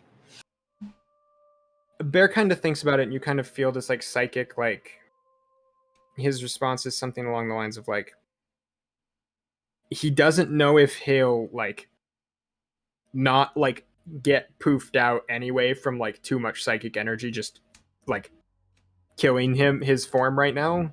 Yeah. But like he's willing to stay and try to help with whatever he can while this is happening if he needs to.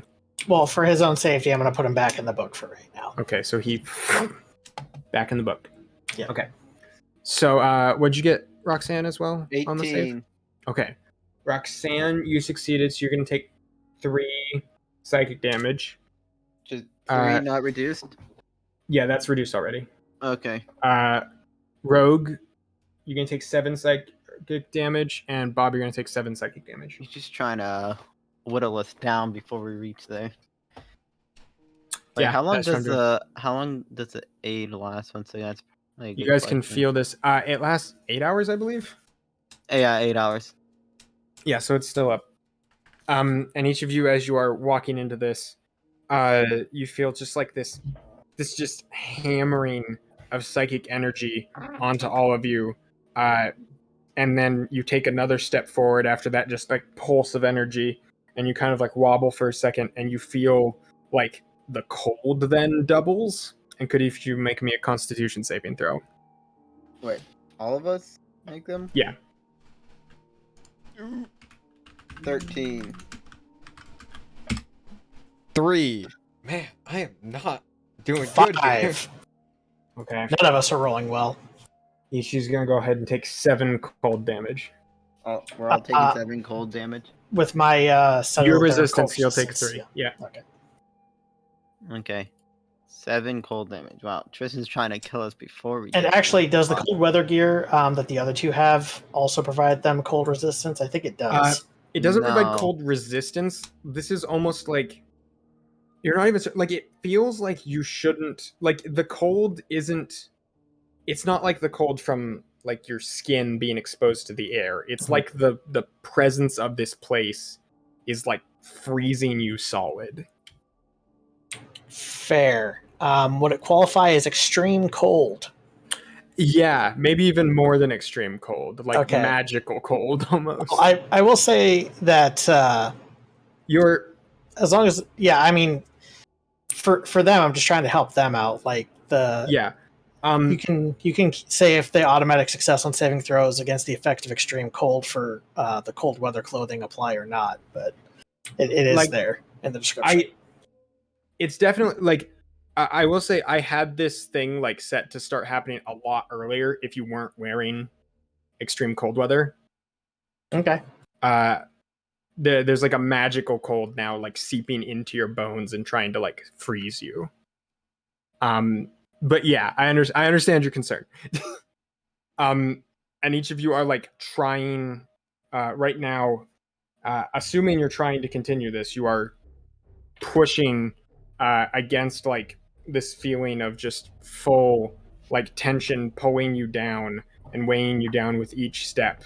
And you can see as you are stepping all around you just this movement of each of the like reflections and like light refracting off of different directions, and you are just like surrounded by this full like roiling both in your head of just like noises and voices in every direction, and all of your senses are just suddenly bombarded, and you are just walking and trying to keep your eyes open so you can tell where the rest of the party is, and trying to just continue to take one step after the other until finally there is just this sudden opening that you see in front of you, and almost like this path carved out by footstep after footstep after footstep just directly in front of each of you. And it gives you just a moment of reprieve, and you take a step forward and you feel you make it through these like refracting movements of ice all around you, and you take one final step and you suddenly feel everything dissipate.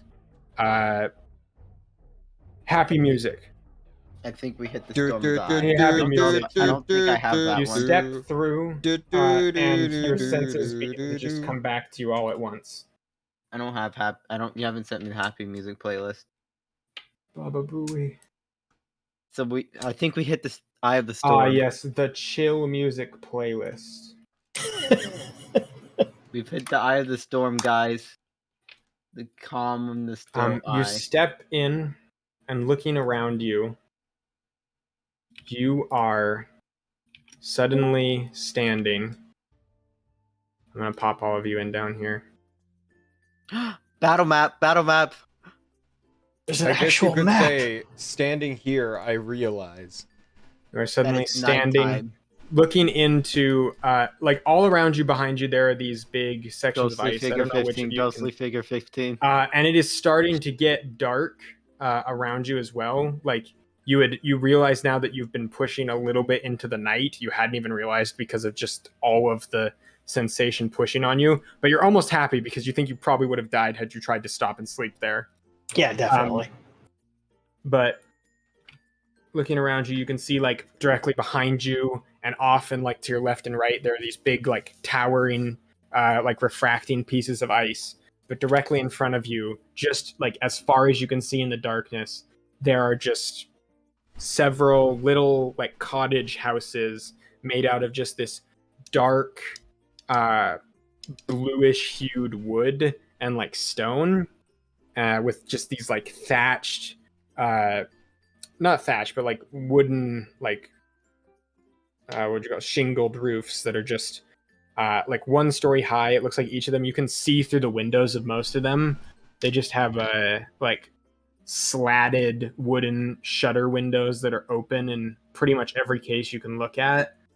You were so happy we found that out there too. And you see Forge with all of you. I should also bring Rack here because he's in front of you. So which one's yours, Rack? Give me 1 second. So which one's yours, Rack?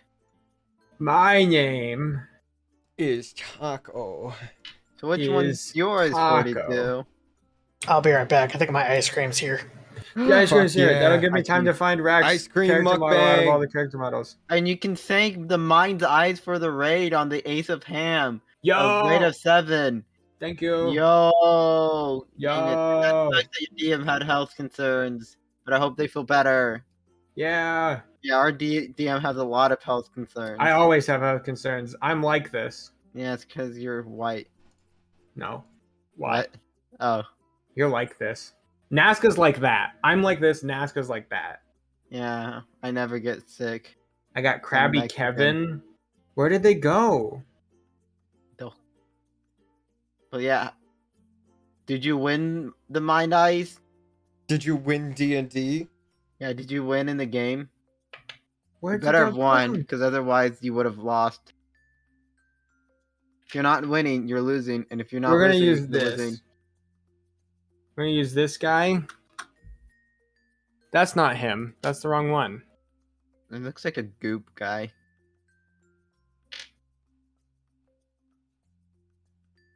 Is that him? I'm Don't still look at salty. that. Don't look at that, gamers. The Spectre. No.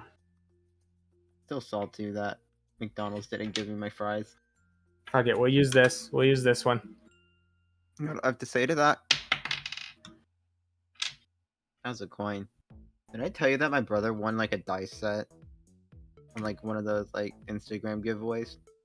We're gonna use this one. We're gonna name it. Why? I was gonna say, why is 42 just dead?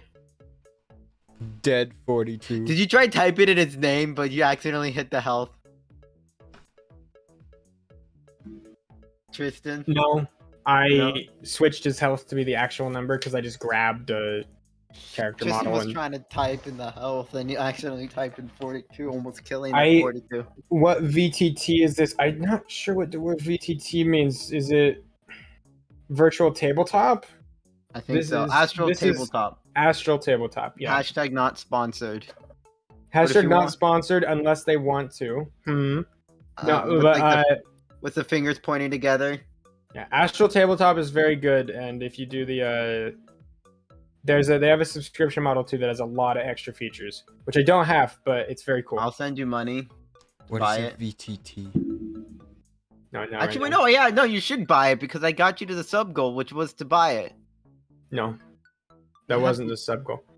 Alright, whatever. The sub goal was to do a PNG model, and it was like 4 months ago. It's not there anymore. I don't know what you mean. Whatever. I thought it was to buy more I- stuff. I'll send you money to buy it. You know I'll do it. No, You know I'm crazy enough to do it. not yet, not yet. I'll do it. Everybody's having a good old time. But yeah, we use D&D Beyond and Astral Tabletop. Hashtag not sponsored. Hashtag not scuffed. Although if they want to, I mean, I wouldn't Shove object Bear over from there it. because he's out. All right, I'm back. Welcome. Hi, back. Yo, So which one's yours, 42? none of them are technically. We don't really care. I tend to wander near this one. He points to his right. No, then show us your crib. He walks up and opens the door. You guys are the noises completely stopped. There's no more voices. Just like listening in the back of your head. It's like you've entered the eye of the storm. Yeah, like the eye of a hurricane. Yes. It's CzarBeefCake.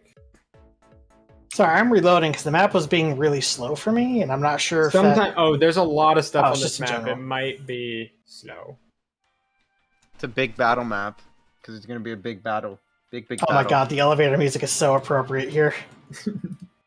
So you come here often? It's nice to not have anxiety for one. How's the family? Not be actively dying. Mm-hmm. I don't have those. How's the weather been? Let's see. Rack like walks in here and kind of. There's like a desk. There's a chair made out of ice. There's a bed partially made out of ice.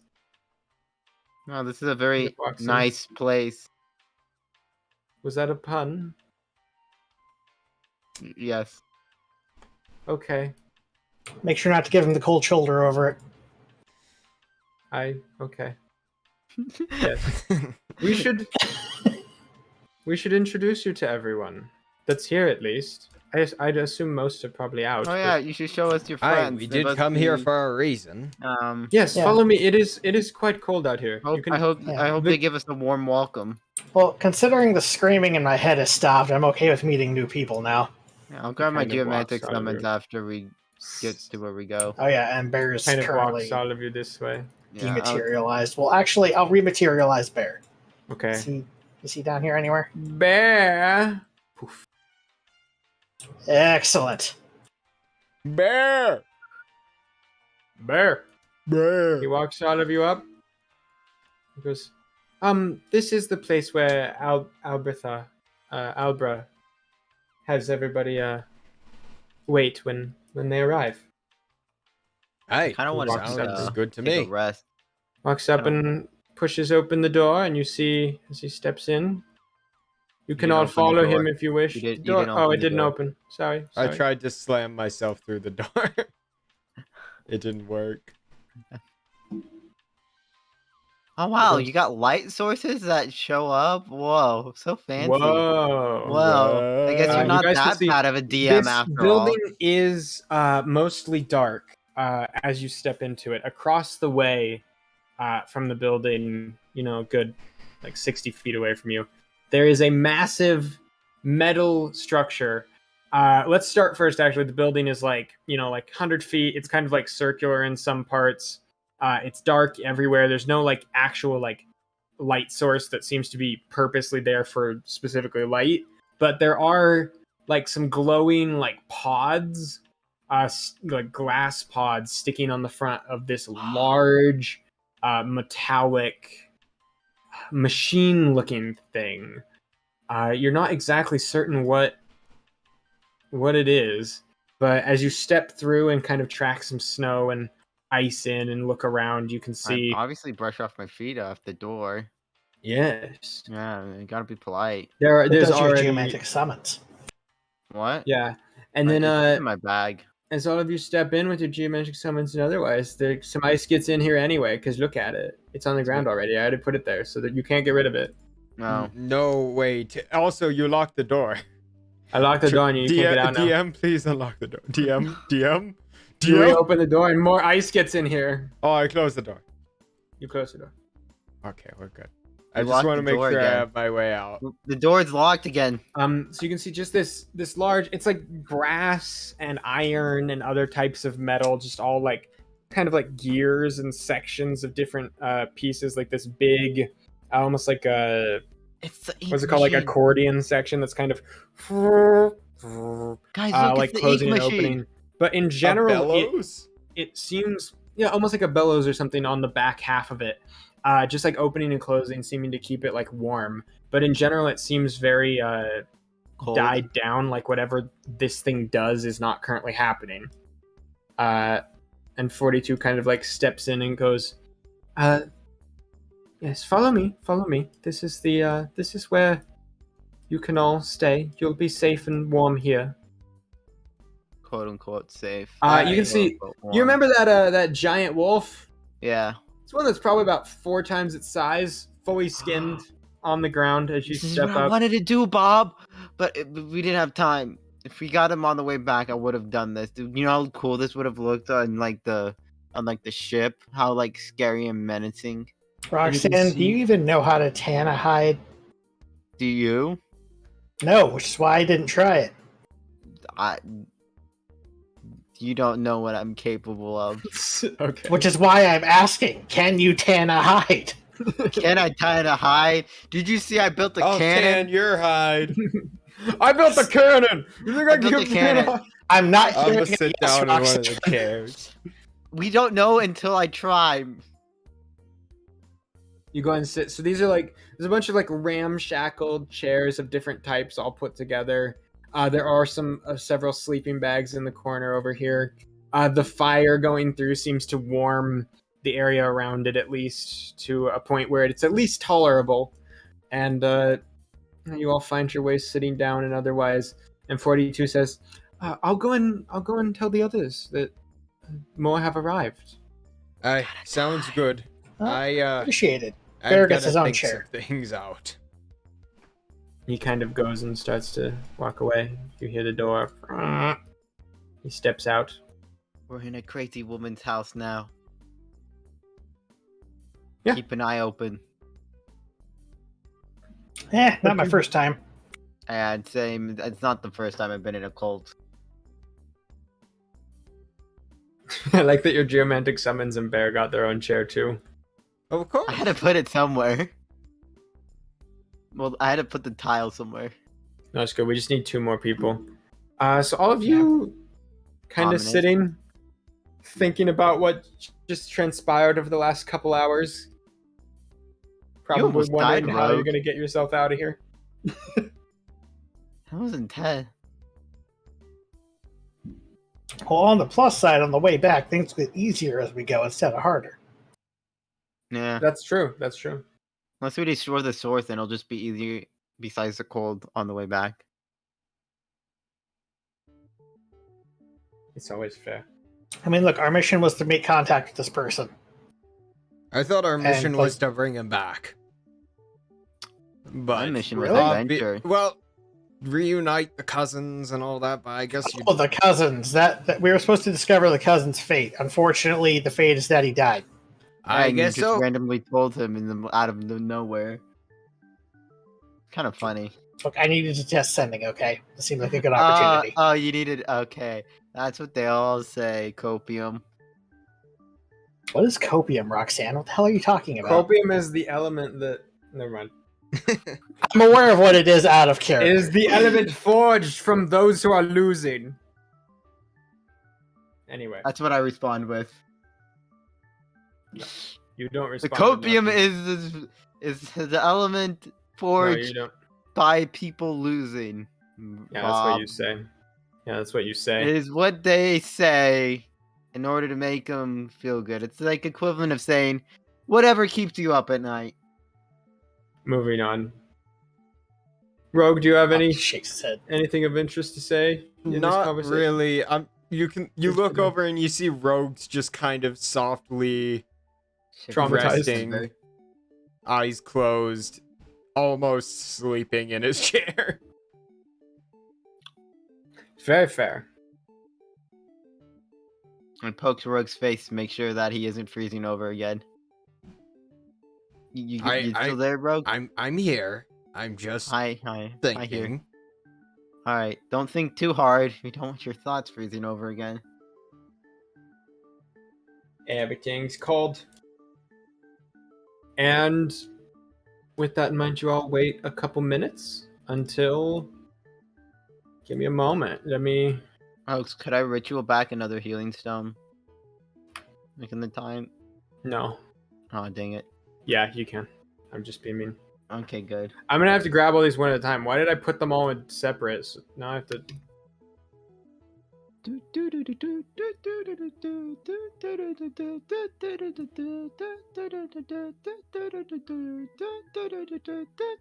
This movie makes me feel like, or this music makes me feel like we're in a weird Sims village. You guys see after a couple minutes goes by, some people come out. Sharkoonie, Yerby Babadoo. Looks like we're gonna need a lot more AoE spells again. I toss Rogue into the fire. Well, you know, there's at least 42 of them. Good, like, probably like 20-ish, maybe 19. I think there's 19 here. Who knows? I don't count. You do. You're the DM. Well, I know, but, like, I can just make more, so, like, a lot of them come up, and they all, 42 kind of steps out, too. You can see, all of them step forward. 42 only distinguishable because he is, Has the number 42 on him. Yeah, looks like the person you were looking for. Many come in. You see finally a one steps forward. And when I say one, I mean one steps forward. A woman, looks like she's probably in her early 30s. Human woman, long draping coat over her back. You can see at her side she's got like looks like probably like a slingshot on one hip, and then a couple of like daggers and hand axes going down the side of like her like upper like waist onto her leg, like they're all tied on one at a time. All of them ghostly, of course. This woman kind of steps up, looking rather adventurely, walks over and says, "Hello, I am one, and all of you have clearly arrived a little shaken. These are all of our friends. Welcome to Albrethar's little abode. Are all of you abode? Albretha? Albretha. Wait, with an E or an A? Well, ALBRA you've heard, and ALBRATHA. So it's either way, it's spelled with an A. Yeah. So it's a literism. Wait, is this with or without the shell? With the shell, definitely. Okay, good to know. Are there fishes? No fishes. So one steps up, seeming to kind of be the spokesperson for everyone here, and just says, "Welcome. Are any of you in need of anything upon your arrival?" Some food. Do you have any good food that isn't like rations? We have food. I'm good for now, but we were sent by Copperhead to make contact with Albretha, I believe. I'm not certain who that is. Do any of you know Copperhead? She kind of turns and asks the group. All of them kind of look confusedly at each other. Back at all of you. We were told that we were meeting a frost demon up here, right? A what? That's a question for you, Tristan. Oh, you were told you were meeting an ice devil. Ice devil. Okay. You were looking for some sort of ice devil inventor that is like up here making. Are they all the same color? Yeah, they're all the same. Yeah, they're all the same color. They don't all wear. They're not all like wearing the same thing. Are they all wearing like adventure gear? Yeah, a lot of them are wearing like adventure gear, or at least like cold weather gear. Oh no. Yeah, we're looking for an ice devil inventor that's made their base up here. Oh, okay. Oh, that could be what was his name? Does anyone remember the creator's name? Albretha? No, everyone looks around and they say, "I don't think I've heard it. I haven't either." A bunch of them kind of respond. I don't think any of us have ever asked his name. Probably like Tommy or something. We're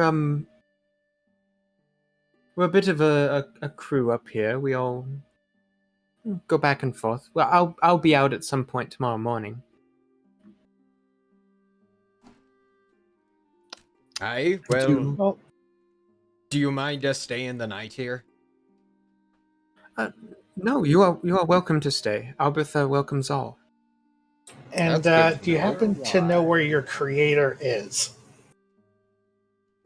Looks around again. Not at the moment.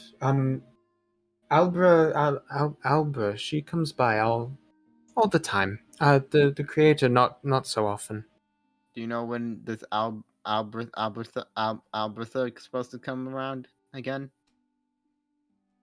She could be here any day now. She's been gone for a few days, but we would expect her back soon. Plot's gonna allow her to arrive tomorrow. We don't necessarily have control over that, but Yeah, you don't. I can say sometimes the machine will activate before she arrives, if that's helpful. Oh, machine? You mean the thing over there? Yes, the apparatus. What does it do? Wasn't that something that we were supposed to mention? I'm not really certain. It's Remember I woke up in it. I can tell you that.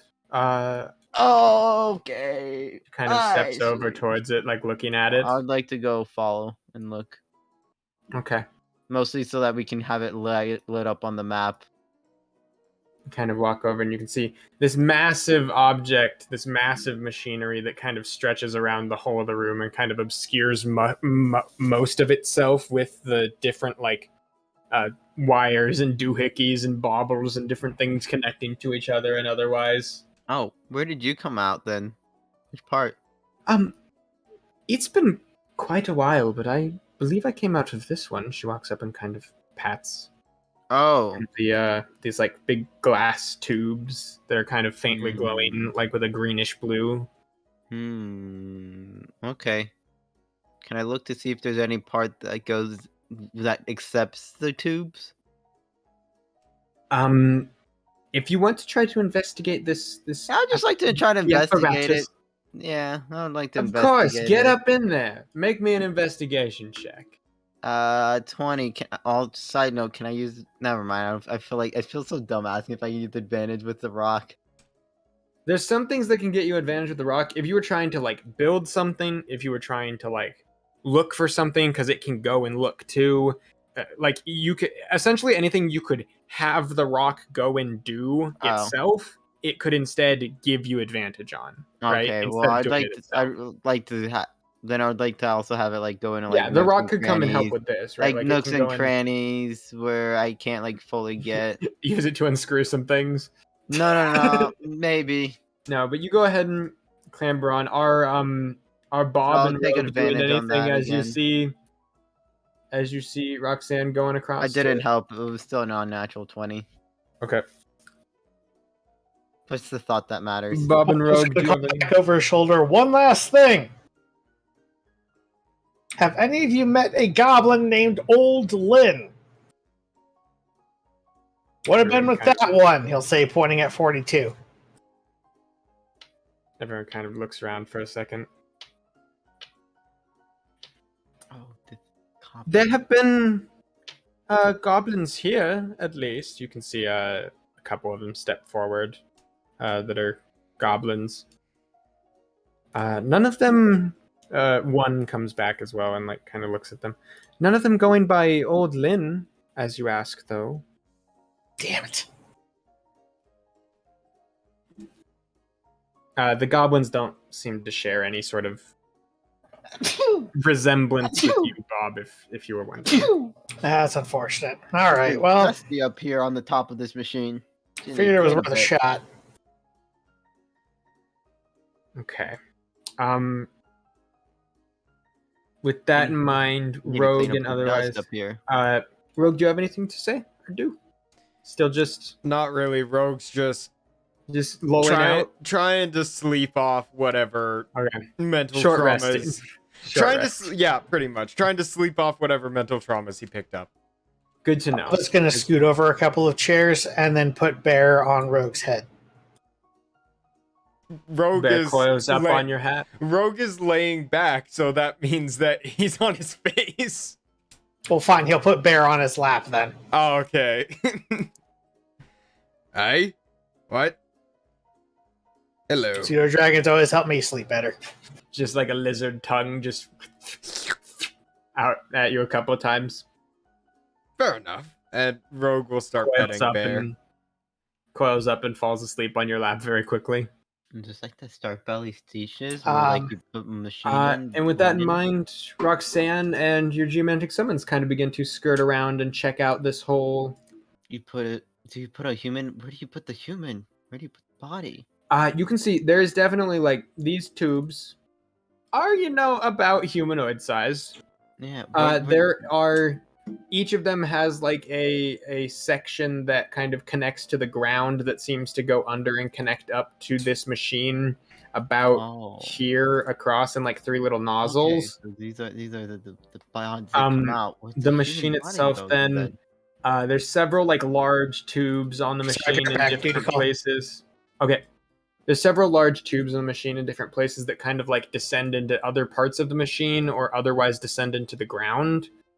Some of them you can't really tell where they go. Like this one, for example, you can't exactly tell where it goes. You got a 20 in total on the investigation, right? Yeah. Okay, so as you're checking out and stuff, you see it looks like there is some sort of like mechanism for turning it on and off over here. There are several switches and levers and stuff, so you're not exactly sure how to work it right this second, but there's stuff over here that looks like the like mechanism for working it.